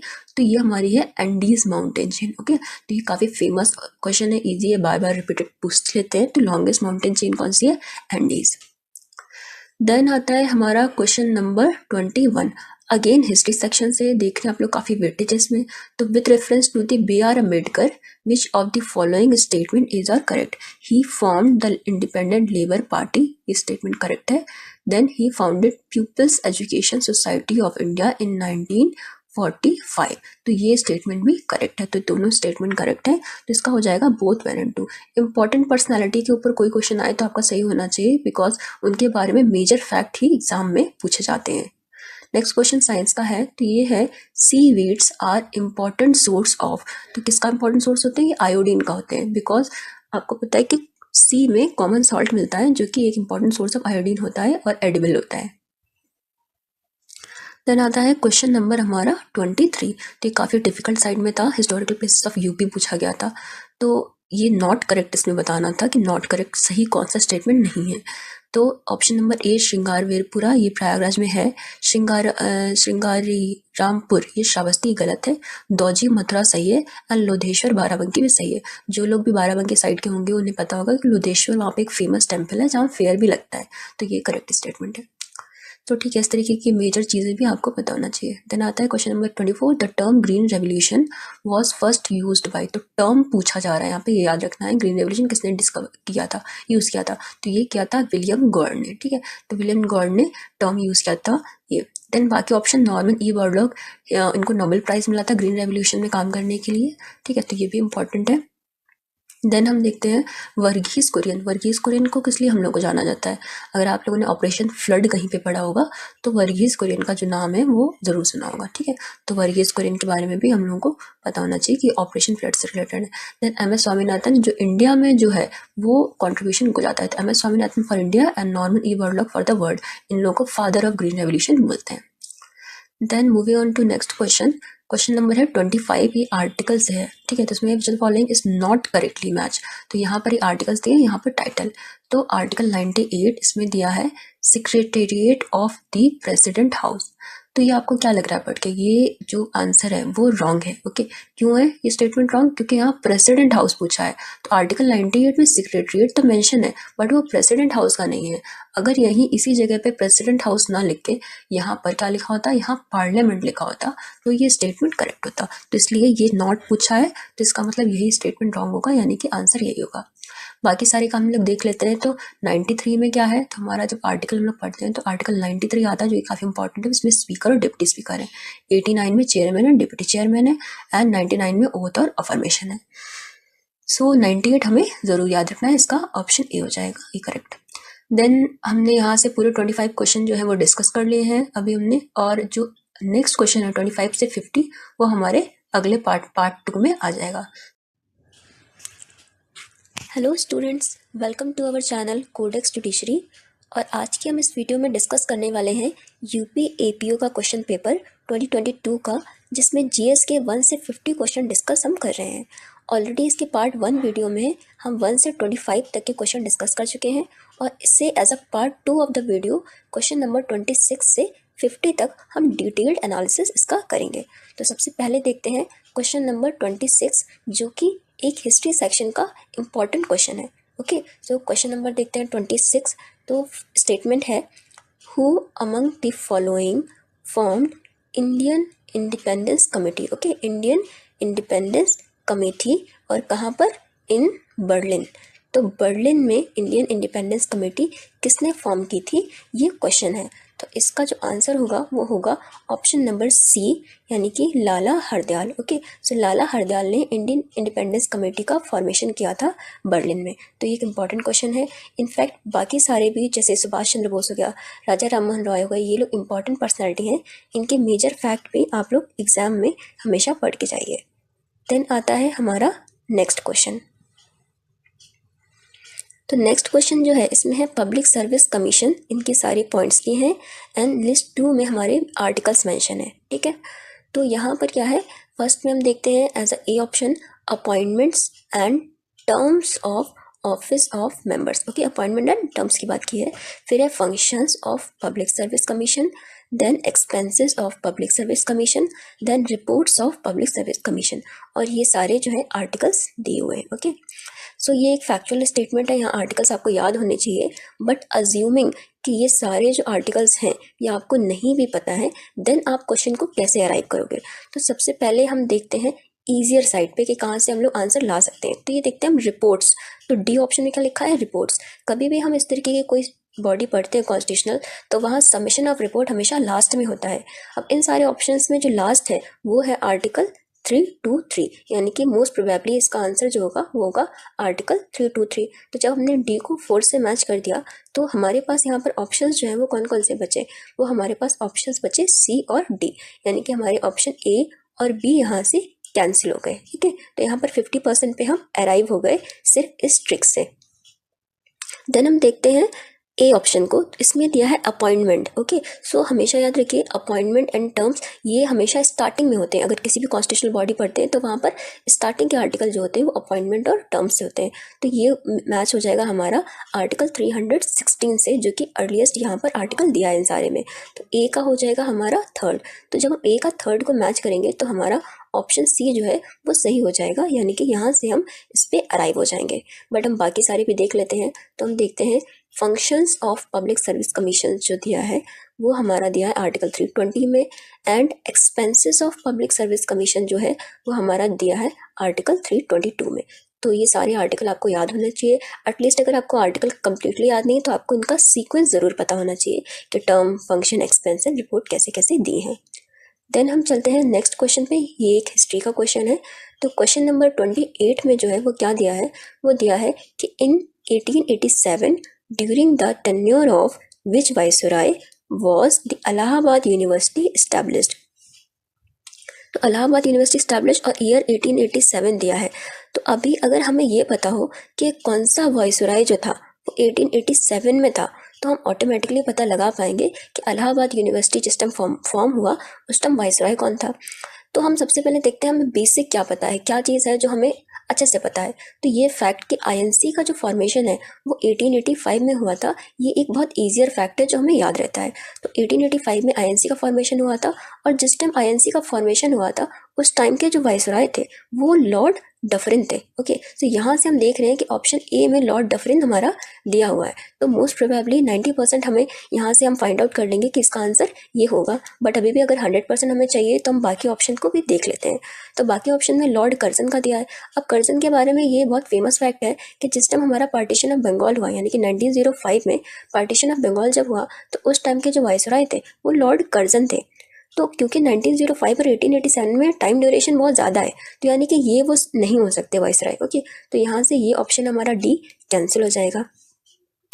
देन हम ऑप्शन सी पे आते हैं, लॉर्ड कैनिंग को देखते हैं। तो लॉर्ड कैनिंग हमें ये पता है कि 1858 में जब क्वीन विक्टोरियाज डिक्लेरेशन हुआ था तो as a first viceroy of India lord Canning बने थे। सो 1885 अगेन ये टाइम पीरियड और 1887 में काफ़ी डिफरेंस है, और कोई भी वाइसरॉय 6-7 ईयर से ज़्यादा नहीं रहते थे। तो यानी कि ऑप्शन सी भी यहाँ पर नहीं होगा। अब हम आते हैं ऑप्शन बी में, लॉर्ड मेयो में। तो लॉर्ड मेयो जो थे वो बिफोर रिपन के टाइम के थे, अगर आपको क्रोनोलॉजिकली पता हो कि इनका टाइम पीरियड रिपन से पहले का था। एक और इम्पॉर्टेंट फैक्ट है कि इनके टाइम पहली बार सेंसस हुआ था जो कि 1871 में हुआ था। अगेन ये डेट हमारी 1887 से मैच नहीं कर रही है, यानी कि फाइनली हम इन सारे ऑप्शंस को कैंसिल करके हम ऑप्शन ए पे अराइव हो सकते हैं, यानी कि इसका आंसर होगा ऑप्शन नंबर ए, लॉर्ड डफरिन। तो देखा आपने हम किस तरीके से मिनिमम नॉलेज के साथ में भी आंसर को फाइंड आउट कर सकते हैं even without exact knowing the answer. Okay, so ये नेक्स्ट क्वेश्चन जो हमारा क्वेश्चन नंबर 29 है, ये करंट का क्वेश्चन है, तो हम इसे इजीली स्किप कर देंगे क्योंकि हम ऑलरेडी सेपरेट वीडियो में इसे कवर कर चुके हैं, तो इसको हम लीव कर देंगे। देन हमारा आता है क्वेश्चन नंबर 30। क्वेश्चन नंबर 30 में क्या है, the purpose of Montagu Chelmsford reform 1919 was, पहला to give special assistance to Hindus, okay, फिर second to help general public, फिर है टू प्रोवाइड डायरकी, फिर टू हेल्प शेड्यूल्ड ट्राइब। अब इन चारों में ऑप्शन सी करेक्ट है, टू प्रोवाइड डायरकी। बट ये तो नोन फैक्ट है, बट इनफैक्ट अगर हमें नहीं पे पता तो इतना पता है कि बाकी तीनों ऑप्शन बहुत पॉजिटिव है कि असिस्टेंस करना था उन्हें हिंदू का, या फिर जनरल पब्लिक को हेल्प करना था, या हेल्प करना था शेड्यूल ट्राइब को। जबकि मॉन्टेगू जेम्सफोर्ड के बारे में एक चीज़ हमें पता है कि he was not good in supporting Indians या इंडियन गवर्नमेंट। ओके, सो ये प्रो नहीं थे इंडियन के, तो यानी कि बाकी तीन स्टेटमेंट पॉजिटिव है, सी नेगेटिव है, तो इससे हम लोग ऑप्शन सी पे अराइव हो जाएंगे। नेक्स्ट आता है क्वेश्चन नंबर 31, ये साइंस का है, तो इसमें दिया है fathometer. Okay, fathometer is use to measure, तो क्या मेजर करने के काम आता है फेदोमीटर? ये मेजर करने के काम आता है डेप्थ ऑफ सी। इसका मतलब इसका आंसर हो जाएगा हमारा ऑप्शन नंबर ए, यानी कि डेप्थ ऑफ सी। बाकी सारे ऑप्शंस में देखते हैं तो रेन, अर्थक्वेक, साउंड इंटेंसिटी ये नहीं होंगे, क्योंकि रेन को नापने के लिए जो मेजर होता है वो रेन गॉज होता है। अर्थक्वेक के लिए क्या होता है आपको पता होना चाहिए कि सेस्मोग्राफ होता है, काफ़ी फेमस है। तो अर्थक्वेक की जो वेव्स होती हैं वो कुछ वेव के फॉर्म में ट्रेस होती हैं। अगर हम लोग जब भी देखेंगे तो एक वेव फॉर्मेशन करती हैं, इस तरीके का कुछ वेव फॉर्म होता है, उसको मेजर करने के लिए ग्राफ की ज़रूरत पड़ती है, जिसे सेस्मोग्राफ कहते हैं। बाकी साउंड इंटेंसिटी भी फेदोमीटर से नहीं मेजर की जाती है। तो इस तरीके से हम आंसर पे अराइव कर सकते हैं विद नोन फैक्ट्स। फिर आता है क्वेश्चन नंबर 32। तो क्वेश्चन नंबर 32 उस टाइम का करंट का क्वेश्चन था, तो इसलिए ये क्वेश्चन अभी के लिए रेलेवेंट नहीं है, सो इस क्वेश्चन को हम स्किप कर देंगे। ओके, तो क्वेश्चन नंबर 32 इसको हम कट कर देंगे कि ये अभी उस टाइम का इलेक्शन हुआ था, तो अभी के लिए यूजफुल नहीं है। देन आता है हमारा क्वेश्चन नंबर 33। तो क्वेश्चन नंबर 33 में क्या है, which of the following is not a current of Pacific ocean. Okay, so Pacific ocean की कौन सी करंट नहीं है, इसके बारे में बात की है। तो इसका आंसर जो होगा वो ऑप्शन डी होगा, बट हम इसको मैप से देख लेते हैं। तो ये मैप है हमारा, तो इसमें हम लोग देखेंगे, सबसे पहले हम लोग देखेंगे ये ऑस्ट्रेलिया के पास ये जो करंट है ये हमारी ऑस्ट्रेलियन करंट है। देन ये हमारी आती है कुरेशियो करंट है। देन ये यहाँ पर अफ्रीका के पास हमारी मोज़ैम्बिक करंट है। देन उसके बगल में देख रहे हैं हम अगुलास करंट है। देन इस साइड पे आ जाएंगे तो हमारी करंट जो है बेंगुला है। देन इधर पे अफ्रीका साइड, अमेरिका साइड में ब्राज़ीलियन करंट है। देन इसके राइट साइड में जो है पेरू करंट है। देन ये हमारा ऊपर पे जो है वो गल्फ स्ट्रीम है, ये हम देख रहे हैं मैक्सिको के साइड में। देन ऊपर और पे अंटार्कटिका साइड लैब्राडोर है। देन एकदम नॉर्वे साइड पे हम लोग देख रहे हैं उस करंट को हम लोग नॉर्वेनियन करंट कहते हैं, और ये अलास्का। तो ये सारी करंट हम लोगों ने देख ली, तो यहाँ से हम आंसर पे अराइव कर जाएंगे कि इसका आंसर क्या होगा हमारा option D, that is Benguela stream. Benguela stream is not a current of Pacific ocean. Okay, तो option D is a correct answer. Next पे चलते हैं हम क्वेश्चन नंबर 34 पे।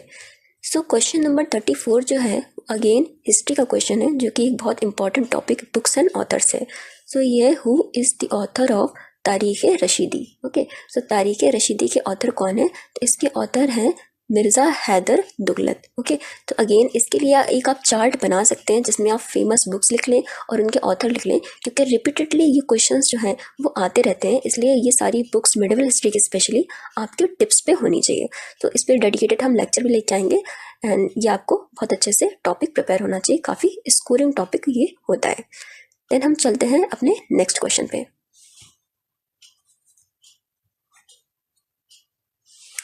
सो नेक्स्ट क्वेश्चन आता है हमारा question number 35।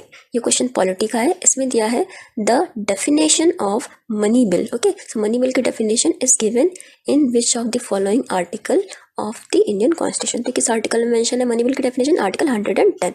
It's quite easier. और बाकी सारे आर्टिकल देखते हैं 98, 112, 117, इन सब के बारे में भी हमें पता होना चाहिए। तो सबसे पहले देखते हैं आर्टिकल 98। तो आर्टिकल 98 भी बहुत फेमस आर्टिकल है। इसमें क्या मेंशन है? इसमें सेक्रेटरीट मेंशन है। ओके, तो सेक्रेटरीट ऑफ पार्लियामेंट जो है वो आर्टिकल 98 में हमारा मेंशन है। देन हम चलते हैं नेक्स्ट आर्टिकल 112 पे। सो आर्टिकल 112 में क्या मेंशन है? इसमें बजट मेंशन है। ऑल्दो बजट वर्ड नहीं है, एनुअल फाइनेंशियल स्टेटमेंट है, बट हम बजट को हमेशा मानते हैं कि 112 में है। देन आर्टिकल 117 है, इसमें हमारे फाइनेंशियल बिल्स जो हैं वो कवर होते हैं। तो ये सारे आर्टिकल्स भी काफ़ी इंपॉर्टेंट है एग्जाम पॉइंट ऑफ व्यू से। देन हम चलते हैं नेक्स्ट क्वेश्चन पे, क्वेश्चन नंबर 36। अगेन ये एक हिस्ट्री का क्वेश्चन है और ये भी काफ़ी इंपॉर्टेंट टॉपिक से है। तो इसमें कुछ कुछ रूलिंग डायनेस्टीज दी हैं एंड उनकी कैपिटल है। सो यहाँ रूलिंग डायनेस्टी है लिस्ट 1 में, एंड लिस्ट 2 में कैपिटल्स हैं। तो फर्स्ट पांड्या, पांड्या की जो कैपिटल थी वो मदुरई थी, तो ये ए का 4 से मैच कर देंगे, तो पांड्या मदुरई। देन यादवास की कैपिटल देवगिरी थी। देन काकातिया की जो कैपिटल थी वो वारंगल थी। एंड फाइनली लास्ट डी का पल्लवा की जो कैपिटल थी वो कांचीपुरम थी। ठीक है, तो इस तरीके से हम लोग सारे ऑप्शन मैच कर देंगे और यहाँ सारे मैच करने पर हमारा जो ऑप्शन हो जाएगा वो ऑप्शन ए हो जाएगा करेक्ट। ओके, सो ये टॉपिक इंपॉर्टेंट, डायनेस्टी, उसकी कैपिटल, उसके किंग, ये सारी चीज़ें भी तैयार होना चाहिए। देन आता है क्वेश्चन नंबर 37, ये है insurance sector in India is enlisted in which of the following schedule of the constitution. तो ये जितने भी सेक्टर हैं, कोई भी सर्विस सेक्टर हो, बैंकिंग सेक्टर हो, ये सारे सेक्टर वेरियस लिस्ट जो दी हैं, जिसके अंदर 3 लिस्ट है हमारी, एक यूनियन लिस्ट है, देन एक हमारा कौन सी स्टेट लिस्ट है और एक हमारी कॉन्करेंट लिस्ट है। ये तीनों ही लिस्ट जो है वो हमारी 7th schedule of the constitution में मेंशन है। तो इवन यू डोंट नो कि आपके इंश्योरेंस सेक्टर किस लिस्ट में आता है, आपका आंसर होगा 7th शेड्यूल यानी कि option B. Okay, so next question आता है हिस्ट्री से, who was the architect of Mumbai's gateway of India. Okay, so Mumbai में जो गेटवे ऑफ इंडिया है उनके आर्किटेक्ट थे जॉर्ज बिटेट। ओके, सो इसका आंसर होगा ऑप्शन डी, जॉर्ज बिटेट। लेकिन बाकी दोनों भी काफ़ी इंपॉर्टेंट आर्किटेक्ट थे। तो जो एडवर्ड लुटियन है वो भी काफ़ी इंपॉर्टेंट थे। तो एडवर्ड लुटियन ने क्या बनाया था, बहुत फेमस बिल्डिंग एडवर्ड लुटियन की, वो है India gate. Okay, so Edward Lutyen का भी हमें बहुत अच्छे से याद रखना है कि इन्होंने जो बनाई थी बिल्डिंग उसका नाम था इंडिया गेट, और जो जॉर्ज बिटेट थे उन्होंने मुंबई की गेटवे ऑफ इंडिया बनाई थी। तो एडवर्ड लुटियन ने क्या बनाया था, इसे हम लिख देते हैं यहाँ पर, तो इन्होंने बनाया था इंडिया गेट। अच्छा, एक चीज़ और याद रखनी है कि इंडिया गेट का कंस्ट्रक्शन जो था वो 1921 में ही स्टार्ट हो गया था, बट ये कंप्लीट हुआ था 1931 में जाके। और एक चीज़ और याद रखनी है कि उस टाइम जो फॉर्मेशन हुआ था इंडिया गेट का, वो as a war memorial for British Indian army हुआ था, जो वर्ल्ड वॉर में जिन्होंने पार्टिसिपेट किया था। तो ये भी सारे कुछ की फैक्ट्स हैं जो एग्जाम में रिपीटेडली पूछे जाते हैं। तो कोई famous structure, building, UNESCO heritage site, ये सारी भी इनके लोकेशन इंपॉर्टेंट फैक्ट के साथ में याद होना चाहिए। देन आता है next question. Okay, so next question हमारा किससे है, नेक्स्ट क्वेश्चन जो है वो हमारा ज्योग्राफी के मैपिंग पार्ट से है। ओके, सो इसमें है कीव। कीव जो है यूक्रेन की कैपिटल है। Okay, so Kyiv the capital city of Ukraine is situated along the bank of which of the following river. तो इसका आंसर जो होगा वो ऑप्शन बी होगा, यानी कि नाइपर रिवर पे ये सिचुएटेड है। इसका हम समझने के लिए मैप भी देख लेते हैं। तो ये मैप है, ये यहाँ पर देख रहे हैं कि हमारा ब्लैक सी है, और ब्लैक सी में बहुत सारी कंट्रीज जो हैं छोटी छोटी उसको सराउंड कर रही हैं। और अगर हम रिवर नाइपर के बारे में देखेंगे तो ये एक रिवर नाइपर ये जो है ये ऊपर से आ रही है। ओके, तो ऊपर से जो आ रही है वो रिवर नाइपर है। लेकिन 2 और भी इम्पॉर्टेंट रिवर हैं जिसके बारे में हमें पता होना चाहिए, जो कि कहाँ गिरती हैं, जो कि अगेन ब्लैक सी में गिरती हैं। ओके, सो 2 और कौन कौन सी रिवर हैं, तो इनका लोकेशन भी आप लोग देख लीजिए। एक जो है वो बुल्गारिया साइड से आ रही है, ये क्रॉस करती है ऑस्ट्रिया को, बुल्गारिया को, रोमानिया को। सो ये आप जब मैप में देखेंगे तो आपको कुछ नीचे से ऐसे आती हुई ब्लैक सी में गिरती हुई दिखाई देगी। एक जस्ट उससे और ऊपर आती है, वो भी रिवर जो है वो Poland, Slovakia and then Ukraine and Romania को क्रॉस करते हुए ब्लैक सी में गिरती है। तो ये कुछ इस तरीके का लोकेशन है। तो ये रिवर है Danube, Dnieper and Dniester. Okay, so D cube से याद रख सकते हैं क्योंकि तीनों के नाम किससे स्टार्ट है, डी से हैं। तो ऐसे आप याद रखिए, नाइपर ऑल्दो इसे बोलते हैं बट इसे लिखते किससे हैं, लिखते हमेशा डी से हैं, तो याद करने में ईजी होगा। देन आपका कौन सा आता है, डेनिस्टर आता है। देन आपका कौन सा आता है, डेन्यूब आता है। तो तीनों रिवर जो है वो काफ़ी इंपॉर्टेंट है और याद होनी चाहिए। ना हम लोग इसका आंसर बी हो जाएगा। देन हम मूव ऑन करते हैं नेक्स्ट क्वेश्चन की तरफ। सो नेक्स्ट क्वेश्चन नंबर है 40, ये हिस्ट्री सेक्शन का क्वेश्चन है। तो इस सेक्शन में क्या है, इसमें क्वेश्चन में who was the author of Gandhi versus Lenin pamphlet published in 1921। तो ये लिखा था ऐसे डांगे ने। ओके, तो ये इंपॉर्टेंट ऑथर है, तो इसको बस याद रख लेना है। देन नेक्स्ट क्वेश्चन आता है with reference to carbon fibre which of the following statement is are correct। तो carbon fibres are new high performance material, तो स्टेटमेंट सही है। Then carbon fibres are stronger than steel and lighter than aluminium, ये भी statement सही है। तो कभी भी साइंस एंड टेक्नोलॉजी के न्यू डेवलपमेंट हो और स्टेटमेंट पॉजिटिव हो तो मोस्ट करेक्टली बोथ 1 and 2 ही उसका आंसर होता है। ओके, तो इसका ए करेक्ट हो जाएगा। Then question number 42, in which Jain literature new list of 16 Mahajanapadas of 6th century BC is found. तो 16 महाजनपद जैन लिटरेचर में कहाँ मिलते हैं? भगवती सूत्र में मिलते हैं. ओके, बट अगेन अगर यहीं जैन लिटरेचर की जगह आपको पूछ देता कि किस बुद्धिस्ट लिटरेचर में 16 महाजनपद मेंशन है, तो उसका आंसर क्या होता? तो उसका आंसर होता अंगुत्तर निकाय. ओके, सो अंगुत्तर निकाय एक बुद्धिस्ट टेक्स्ट है जिसमें 16 महाजनपदास का मेंशन है. तो ये दोनों ही टेक्स्ट बहुत इंपॉर्टेंट है और आपको याद रखने हैं. अंगुत्तर निकाय फॉर बुद्धिज्म एंड भगवती सूत्र ऑफ जैनिज्म. ओके, देन हमारा आता है क्वेश्चन नंबर 43. इसमें है हु अमंग द फॉलोइंग, इसको हम स्किप कर देंगे अभी के लिए इस क्वेश्चन को. क्वेश्चन नंबर 44 पे आते हैं. ओके, तो birth rate which of the following statement is are correct. तो urbanisation helps in reducing the birth rate. Then question second है high literacy rate is directly related to low birth rate. तो दोनों ही statement जो है वो हमारे सही हैं. तो बर्थ रेट जो होता है उसका इन दोनों से कोरिलेशन होता है, तो ये बोथ स्टेटमेंट 1 और 2 सही हो जाएंगे. अगेन लॉजिकली अगर आपको सही लग रहा है तो मोस्ट प्रोबेबली उसका आंसर भी करेक्ट होता है. फिर आता है क्वेश्चन नंबर 45 और क्वेश्चन नंबर 46, दोनों करंट है तो अब हम भी नहीं करेंगे. देन आता है question number 47. The radar used by police to check over speeding vehicle works on the principle of. तो किस प्रिंसिपल पे काम करते हैं? ये काम करते हैं डॉपलर इफेक्ट पे. Okay, so over speeding check करने के लिए डॉपलर इफेक्ट पे काम करते हैं. डॉपलर इफेक्ट मेनली क्या होता है कि अगर कोई साउंड या लाइट सोर्स के पास आ रही होती है तो उसकी फ्रीक्वेंसी जो है वो चेंज होती है और इसी चेंज ऑफ फ्रीक्वेंसी को हम लोग क्या कहते हैं? डॉपलर इफेक्ट कहते हैं. ठीक है, अब ओवर स्पीडिंग ऑफ कार में कैसे यूज होगा, इसके लिए हम इसको एक इमेज के थ्रू समझेंगे. तो ये हमारी इमेज, इसमें ये हम देख रहे हैं कि कार की स्पीड 86 mph है और यहाँ पर जो स्पीड लिमिट जो दी है वो 55 mph है और रोड के साइड पे हम देख रहे हैं कि एक डॉपलर रडार लगा हुआ है. तो जब ये कार हाई स्पीड से इस रडार के पास जाएगी तो हाई फ्रीक्वेंसी जनरेट करेगी जिसे रडार कैप्चर कर लेगा और इसी हाई फ्रीक्वेंसी को चेंजिंग फ्रीक्वेंसी से ये सिग्नल को भेजेगा रडार और यही सिग्नल नोट करके पता चल जाएगा कि कार की स्पीड ओवर में कैटेगरी में आती है कि नहीं. तो यानी कि यहीं पर लिखा है कि हायर स्पीड हायर फ्रीक्वेंसी और यही सिग्नल ट्रेस करके ओवर स्पीडिंग का हम पता लगा लेते हैं. तो इस तरीके से ओवर स्पीडिंग को चेक करने में डॉपलर रडार का यूज होता है. ठीक है, तो इस कॉन्सेप्ट को हम अच्छे से समझ सकते हैं यहाँ पर देख के कि रडार है, ये कार है और किस तरीके से ये सिग्नल भेज रही है हाई स्पीड का. देन आता है नेक्स्ट क्वेश्चन पे, क्वेश्चन नंबर 48. तो क्वेश्चन नंबर 48 में यहाँ पर सिटी दी हुई है और यहाँ पर रिवर दी हुई है. तो ये सिटीज़ हैं और ये रिवर हैं. सो हम पढ़ते हैं कि एक ऑप्शन, तो ऑप्शन नंबर ए कोलिन, बसरा, दियारबाकिर और तिब्बतू. ये थोड़ी अनकॉमन सिटीज़ है जिनके बारे में हो सकता है कि मोस्ट ऑफ द लोगों को नहीं पता है, बट ये रिवर काफ़ी मोस्ट फेमस है, यानी कि आप लोगों को एटलीस्ट उनका लोकेशन पता होगा.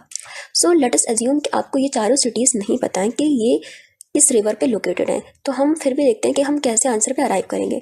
तो पहले देखते हैं कोलोन, COLGNE, कोलोन नाम से ये कहाँ पर मैच होगा? ये राइन रिवर पे मैच होगा. अब क्यों राइन रिवर पे मैच होगा? क्योंकि राइन जो है वो जर्मनी की बहुत फेमस रिवर है और बाकी चारों ऑप्शन में जो कोलोन है वो थोड़ा सा यूरोपियन नाम लग रहा है. तो इसका यहाँ पर हम देखेंगे A का 4 हो जाएगा. तो A का 4 जैसे ही देखेंगे तो हम ऑप्शन C पे अराइव हो जाएंगे, बट हम बाकी भी क्रॉस चेक करेंगे इसमें. तो बसरा जो है, बसरा को हम लोग देखते हैं ये कहाँ पर मैच करता है. बसरा से पहले हम तिम्बुक्तू को देखते हैं. ओके, तो डी जो है वो ज़्यादा इजी है. तो तिम्बुक्तू थोड़ा सा ट्राइबल टाइप का नाम लग रहा है, यानी कि साउंड दे रहा है कि वो अफ्रीका साइड की कोई कंट्रीज़ का कोई सिटी होगा. तो ये डी का 1 हो जाएगा, यानी कि नाइजर जो एक इंपॉर्टेंट रिवर है वेस्ट अफ्रीका की, उसके पास है. देन बाकी ऑप्शन भी देख लेते हैं हम लोग.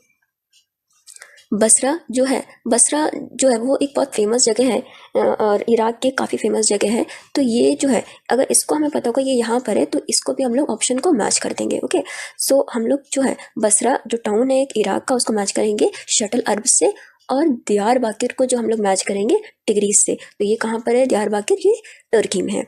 तो यानी कि ऑप्शन सी हो जाएगा इसका. देन हम नेक्स्ट क्वेश्चन 49, ये करंट का क्वेश्चन था, इसको लीव कर देंगे. देन आता है question number 50. Headline inflation in India is currently based on. तो ये इकोनॉमी का कॉन्सेप्चुअल क्वेश्चन है. हेडलाइन इन्फ्लेशन किस पे बेस्ड होती है? ये कंबाइंड कंज्यूमर प्राइस इंडेक्स पे बेस्ड होती है. सो ये थे. Hello students, welcome to our channel Codex judiciary decoding law for future जजेस. आज के हम इस वीडियो में डिस्कस करेंगे यूपी APO PYQ में जो भी आए हुए प्रीवियस ईयर में करंट अफेयर हैं. इसमें 2018 एंड 22 के पेपर डिस्कस करेंगे हम लोग. Okay, so move on to first question. Which of the following countries has successfully test fired the world most powerful, okay, most powerful intercontinental ballistic missile. तो यहाँ पर जो मोस्ट पावरफुल वर्ड दिख रहा है आपको, ये फोकस वर्ड है, ये एक सुपरलेटिव डिग्री है। I have already told you कि जहाँ पर भी इस तरीके के वर्ड जुड़ जाते हैं वो एग्जाम पॉइंट ऑफ व्यू से रिलेवेंट हो जाता है। नेक्स्ट जो कीवर्ड है वो इंटरकॉन्टिनेंटल बैलिस्टिक मिसाइल। तो यहाँ पर आप देख रहे हैं कि ये जो मिसाइल है वो एक पैराबोलिक पाथ जो है वो ट्रेस करती है, इसीलिए इसको इंटरकॉन्टिनेंटल बैलिस्टिक मिसाइल कहते हैं। और ये एग्जाम में काफ़ी बार पूछी जाती है, कोई भी डेवलपमेंट से रिलेटेड अगर हुआ हो। तो थर्ड चीज़ जो हम लोग इस क्वेश्चन में देख रहे हैं वो देख रहे हैं कि ये जो मिसाइल है जिसका नाम सरमत है और ये रशिया की मिसाइल थी, ये अप्रैल 22 की न्यूज़ थी, ठीक है। तो अप्रैल 22 की न्यूज़ थी और ये आपको पता है पेपर कब कंडक्ट हुआ था, तो पेपर अगस्त में कंडक्ट हुआ था। यानी कि ये लास्ट 6 मंथ की करंट अफेयर जो होती है वो काफ़ी इंपॉर्टेंट होती है और ये आपको बिल्कुल भी छोड़ के जाना नहीं है जब आप एग्ज़ाम देने जा रहे हो। नेक्स्ट क्वेश्चन पे आते हैं with reference to late Lata Mangeshkar. So late Lata Mangeshkar, हमें पता है कि लता मंगेशकर बहुत फेमस पर्सनालिटी है और लेट यानी कि ये जो है ये ऑबिचुरी सेक्शन का क्वेश्चन है। तो एग्ज़ाम में अक्सर बहुत ही फेमस पर्सनालिटी की अगर किसी की डेथ हो जाती है तो वो एग्ज़ाम में आपके पूछ ली जाती है, तो ये आपको ज़रूर तैयार करके जाना है। स्टेटमेंट 1 पे देखते हैं, she was the recipient of Dada Saheb Phalke award. Okay, Dada Saheb Phalke award again एक बहुत ही प्रेस्टिजियस अवार्ड होता है जो सिनेमा कैटेगरी में मिलता है।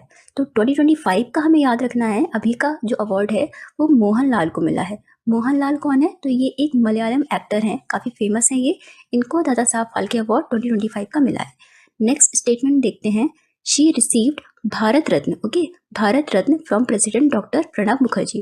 तो ये स्टेटमेंट रॉन्ग है क्योंकि इन्हें प्रणब मुखर्जी नहीं, किया नारायण ने इनको अवार्ड दिया था। भारत रत्न भी बहुत ही एक इंपॉर्टेंट टॉपिक है और इससे क्वेश्चन फ्रेम हो जाते हैं, तो इससे रिलेटेड फैक्ट भी आपको याद होना चाहिए। नेक्स्ट क्वेश्चन पे आते हैं, with reference to national human rights commission. ये करंट का नहीं है तो इसे हम स्किप कर सकते हैं। Next question, who among the following has been appointed as chief of army staff. Okay, तो चीफ ऑफ आर्मी स्टाफ पे क्वेश्चन आया है, ये एक बहुत इंपॉर्टेंट अपॉइंटमेंट होता है, तो हमें प्रेजेंटली देखना है कि कौन है। तो करंटली उपेंद्र द्विवेदी जो हैं वो चीफ ऑफ आर्मी स्टाफ हैं, तो ये एक इंपॉर्टेंट अपॉइंटमेंट है, आपको हमेशा अपने माइंड में रख के जाना है। ये भी देखते हैं, अगर हम इसको नोटिस करेंगे ना तो ये जो करंट अफेयर है ये मई 2022 का है। तो अगस्त और मई में काफ़ी ज़्यादा डिफरेंस नहीं होता है, यानी कि हम लोग 6-7 मंथ लेके चलेंगे, वो बहुत ही इंपॉर्टेंट है करंट के पॉइंट ऑफ व्यू से। Next question, who among the following is not. Okay, यहाँ पे नॉट पे सर्किल है, तो not the member of 15th finance commission. 15th finance commission again एक बहुत इंपॉर्टेंट टॉपिक है, बट अभी ऑलरेडी हमें पता है कि 16th फाइनेंस कमीशन का फॉर्मेशन हो चुका है। ओके, तो 16th फाइनेंस कमीशन का फॉर्मेशन हो चुका है और इसके चेयरमैन जो है वो अरविंद प्रांगड़िया है। तो एग्जाम में बहुत इंपॉर्टेंट फैक्ट है, इसकी पूछे जाने के चांसेस भी काफ़ी ज़्यादा हैं। अब अगर हम इस क्वेश्चन में देखें तो यहाँ मेंबर्स पूछे गए थे, तो यानी कि मेंबर्स भी आपको इसके साथ साथ चेयरमैन के पता होना चाहिए कि कौन कौन से मेंबर है। तो एक तो मेंबर जो है वो इसकी हैं एनी जॉर्ज हैं। ओके, एक और जो मेंबर इसके हैं नेक्स्ट वो है मनोज पांडा, और एक और जो थर्ड मेंबर इसके है फाइनेंस कमीशन के, 16 फाइनेंस कमीशन के, वो है अजय नारायण झा। ओके, तो ये तीनों मेंबर जो है एनी जॉर्ज, मनोज पांडा और अजय नारायण झा एग्जाम में पूछे जा सकते हैं या फिर नॉट पूछे जा सकते हैं, या कोई एक स्टेटमेंट इससे फॉर्म हो सकता है, तो इसलिए ये आपको माइंड में रखना है। एक और चीज़ इसमें याद रखनी है वो है इसके फाइनेंस सेक्रेटरी। तो इसके फाइनेंस सेक्रेटरी जो हैं वो ऋत्विक पांडे हैं, ये इसके फाइनेंस सेक्रेटरी हैं, ये जो नीति आयोग के हैं फाइनेंस सेक्रेटरी, इसलिए इसको माइंड में हमेशा ये रखना है कि एक इंपॉर्टेंट पोस्ट है, यहाँ से भी क्वेश्चन फ्रेम किया जा सकता है। देखिए, अब क्योंकि ये तीनों नाम है और नाम में अक्सर लोगों को कन्फ्यूजन हो जाता है और वो भूल जाते हैं, तो इस तरीके के नाम याद रखने के लिए हम कुछ ट्रिक्स बना सकते हैं। मैंने भी इसके लिए एक ट्रिक बनाई थी और ये बहुत फनी सी छोटी सी ट्रिक है जिससे आपको तीनों मेंबर के नाम प्लस चेयरमैन के नाम याद हो जाएंगे। तो वो ट्रिक क्या है? वो ट्रिक है, आज एनी ने पेन से पांडा बनाया। ओके, तो यहाँ पे आज क्या हो जाएगा? अजय, एनी जॉर्ज हो जाएगा, पेन फॉर अरविंद प्रांगड़िया हो जाएगा और पांडा से मनोज पांडा हो जाएगा। तो इस तरीके से आपको ये चारों नाम जो हैं वो याद हो गए। तो एक बहुत इंपॉर्टेंट ट्रिक है, इसे आप लोग स्टार मार्क कर सकते हैं और इसे आप लोग याद रखिएगा। Moving on to next question, which of the following states in India won the 12th senior men's national hockey championship. Okay, तो एक बहुत इंपॉर्टेंट है, senior men's national hockey championship 2022। तो ये ना डिफरेंट स्टेट इसमें पार्टिसिपेट करते हैं। और अभी अगर हम 2025 का देखेंगे ना, तो 2025 में जो विनर है वो है पंजाब। ठीक है, तो पंजाब इस बार जीता है।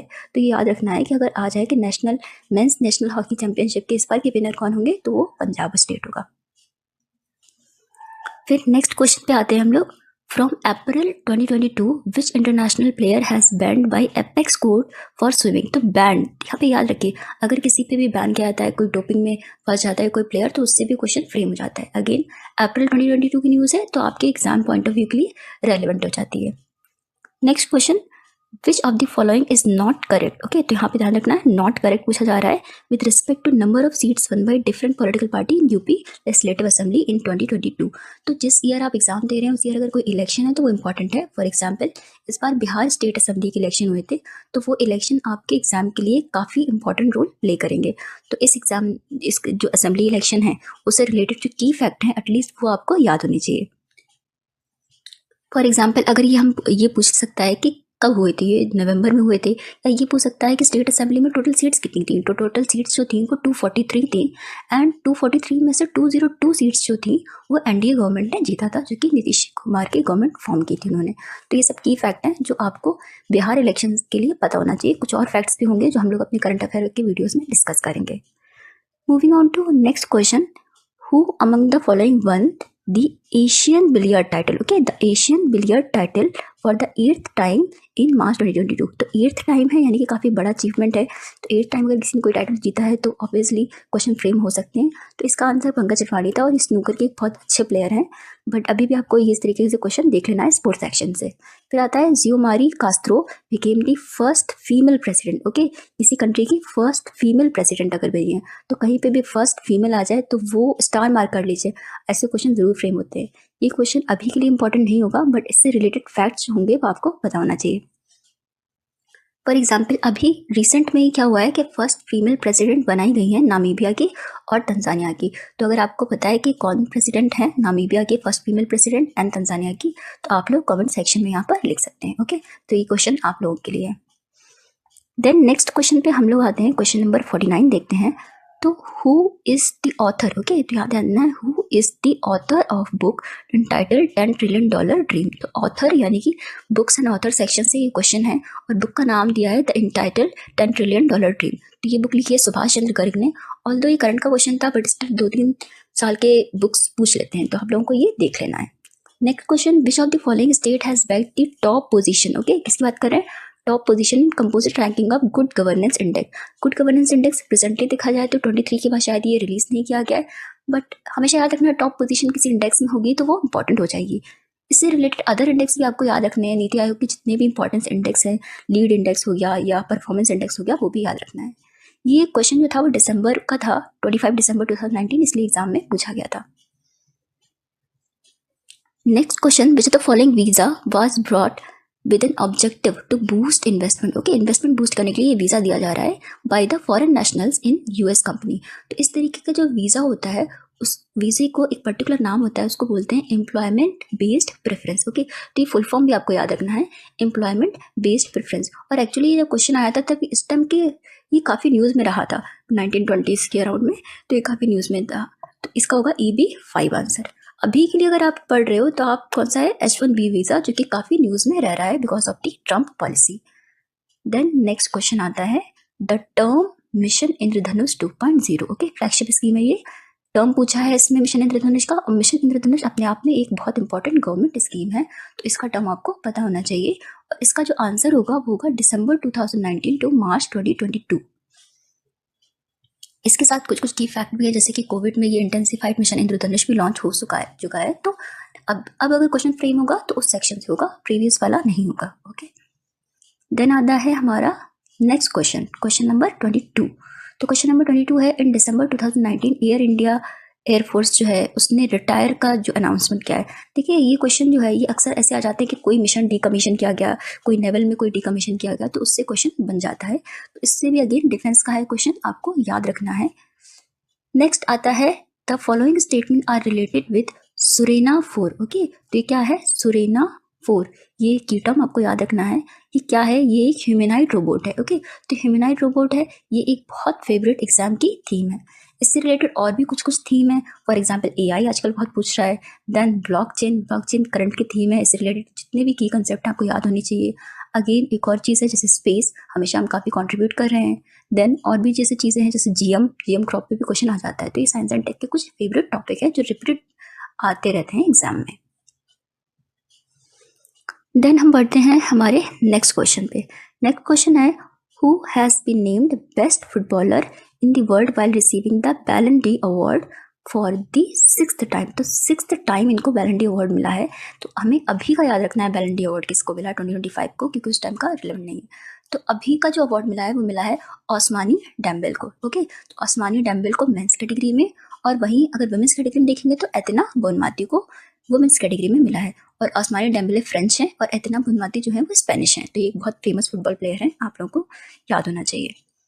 नेक्स्ट मूव करते हैं नेक्स्ट क्वेश्चन पे, miss universe 2019। Okay, miss universe एक बहुत इंपॉर्टेंट थीम है जिससे क्वेश्चन फ्रेम हो जाता है। तो हमें 2019 की नहीं देखना है, हमें कब की देखना है? 2025 की। 2025 की कौन है? 2025 की जो मिस यूनिवर्स हैं वो फातिमा बॉश है। ओके, फातिमा बॉश नाम याद रखना है। कंट्री भी पूछ लेते हैं जिस कंट्री की बिलोंग करती हैं, तो ये मैक्सिको की हैं। ओके, तो याद रखना है फातिमा बॉश फ्रॉम मैक्सिको। एक और क्वेश्चन इससे रिलेटेड फॉर्म होता है कि ये कहाँ पर हुआ। तो ये जो है ना, ये जो अभी हुआ था मतलब लेटेस्ट वाला 2025 का, ये हुआ था थाईलैंड में। ओके, तो ये याद रखना है किस कंट्री में हुआ था। तो ये थाईलैंड में हुआ था जहाँ पर ये विनर थी। नेक्स्ट क्वेश्चन पे हम लोग आते हैं, ये है, ये डिस्कस कर चुके हैं। तो नेक्स्ट पे आते हैं हम लोग, विच of the following is not correctly match. ये भी छोड़ सकते हैं बिकॉज ये बहुत ही टेक्निकल क्वेश्चन था कि आपको एग्जैक्ट पता होना चाहिए कौन सी डेट को कौन सा साइक्लोन आया है। तो ये it's very difficult question, so leave it. So next question देखते हैं, विच of the following was the main theme of new Delhi world book fair 2020। तो मेन थीम पूछी है new Delhi world book fair की, जो कि जनवरी में हर साल कंडक्ट होता है। तो इसकी थीम इंपॉर्टेंट है, बट इस ईयर की थीम इंपॉर्टेंट है। तो इस ईयर की थीम आपको याद रखनी है। 2025 की थीम जो है वो है Republic at the rate 75। Okay, तो 2025 की थीम है रिपब्लिक एट द रेट 75। ये पूछा जा सकता है क्वेश्चन। अगेन नेक्स्ट देखते हैं question number 48, which of the following countries was designated by UN world tourism organization for world tourism day. तो सबसे पहले तो हमें पता होना चाहिए कि वर्ल्ड टूरिज्म डे कब होता है, क्योंकि ये डेज एंड थीम काफ़ी इंपॉर्टेंट हो जाता है एग्जाम पॉइंट ऑफ व्यू से। तो वर्ल्ड टूरिज्म डे ज़रूर याद होना चाहिए। तो ये होता है world tourism day, every year celebrate होता है। ये होता है 27 सितंबर को। तो इसको आपको माइंड में रखना है इस डे को, क्योंकि ये डे पूछ सकते हैं, ये डे पूछ सकते हैं। इवन वर्ल्ड टूरिज्म डे की जो है वो थीम भी पूछ सकते हैं। तो वर्ल्ड टूरिज्म डे 27 सितंबर को। एक और क्वेश्चन भी इससे फ्रेम हो सकता है एग्जाम में, जैसे कि इस क्वेश्चन में ही पूछा गया है कि डेजिग्नेटेड कंट्री कौन थी। तो इस बार हमें बताना है कि थीम कंट्री UN ने कौन सी डिक्लेयर की थी। तो ये आप लोग कमेंट सेक्शन में मुझे बताइएगा कि थीम कंट्री UN ने इस बार वर्ल्ड टूरिज्म ऑर्गेनाइजेशन ने कौन सी कंट्री को डिक्लेयर किया है। नेक्स्ट क्वेश्चन आते हैं, ऑन 19 दिसंबर 2019। यहाँ पे याद रखना है कि 19 दिसंबर 2019 की करंट अफेयर की न्यूज़ थी। तो ये डेट काफ़ी इंपॉर्टेंट है, इससे ये पता चलता है हम लोगों को कि 2-3 मंथ्स बैक के करंट अफेयर कितने ज़्यादा एग्जाम के लिए इंपॉर्टेंट होते हैं। अदरवाइज ये इस टाइम के लिए रेलेवेंट न्यूज़ नहीं है, तो we can skip it. Next question आता है, who was the youngest women climate activist. Again youngest पे फोकस करना है, ये सुपरलेटिव डिग्री है, जरूर इंपॉर्टेंट है। और वुमेन, भाई वुमेन का कुछ भी बड़ा अचीवमेंट होता है जरूर पूछते हैं। एंड द थर्ड डेट, तो डेट है दिसंबर। तो तीनों ही चीज़ें इंपॉर्टेंट है। और इसका आंसर है लिख्या प्रिया कंजुगम, जो कि इंडिया से थी। तो इंडिया का कोई भी पर्सन अगर वर्ल्ड लेवल पे बहुत कुछ इंपॉर्टेंट अचीवमेंट करता है तो वो एग्जाम के लिए स्टार मार्क आप उससे लगा लीजिए, वो क्वेश्चन फ्रेम हो जाता है। सो फाइनली देखते हैं हम इस वीडियो का क्रक्स क्या था। तो फर्स्टली हमें हाई यील्डिंग टॉपिक्स पता चले हैं। तो ये हमारे टॉपिक्स हैं जिसमें साइंस एंड टेक्नोलॉजी, इसमें AI, blockchain technology, super computers, ये सारे क्वेश्चंस आते हैं। देन सेकंड सेक्शन आता है ऑबिटरी सेक्शंस। अगर किसी भी फेमस पर्सनालिटी की रीसेंट डेथ है तो वो एग्जाम पॉइंट ऑफ व्यू से काफ़ी इंपॉर्टेंट हो जाते हैं, तो आपको करके जाना है। देन आता है इंडिया का डिफेंस। तो डिफेंस में क्रूज मिसाइल, बैलिस्टिक मिसाइल, ये सारा जो सिस्टम है ये आ जाता है डिफेंस सेक्टर में। तो ये डिफेंस सेक्टर जरूर तैयार करके जाना है। देन आता है हमारा फाइनेंस कमीशन। आपने देखा 1-2 क्वेश्चन जरूर इससे हर बार बन जा रहे हैं। देन फेवरेट आता है हमारा स्पोर्ट्स सेक्शन। तो क्रिकेट, बैडमिंटन, ये सारे भी आपके पूछ लेता है। हम आगे चलते हैं लेटेस्ट रैपअप में। तो अभी रिसेंट इलेक्शन हुए हैं, देन कोई अपॉइंटमेंट अगर हुआ है, बुक्स एंड ऑथर है, या फिर कोई इंडिसेस या गवर्नमेंट स्कीम भी कवर हो जाती है। सो या तो ये हमारे पास छोटा सा डेटा तो हम देख रहे हैं इसमें हमारे हिस्ट्री के 15 क्वेश्चन हैं और करंट अफेयर के 12 क्वेश्चन हैं, यानी कि हिस्ट्री और करंट अफेयर मिला के एक मेजर चंक कवर करता है। तो इसे हमें बिल्कुल छोड़ के नहीं जाना है, बहुत ही अच्छे से करके जाना है। फिर ज्योग्राफी के 15 क्वेश्चन रिलेटिवली हार्ड साइड पे रहते हैं, डिफ़िकल्ट होते हैं, मैपिंग के क्वेश्चंस रहते हैं। साइंस के 7 क्वेश्चंस रहते हैं, ये भी थोड़े डिफ़िकल्ट साइड ही रहेंगे। देन पॉपुलेशन के 4 क्वेश्चंस आते हैं, ये ईजिली टैकल किए जा सकते हैं। एंड पॉलिटी के 3 क्वेश्चंस आते हैं। सो हमने ये डिस्कस कर लिया है। That's all for today. Thanks for watching. Do like, share and subscribe.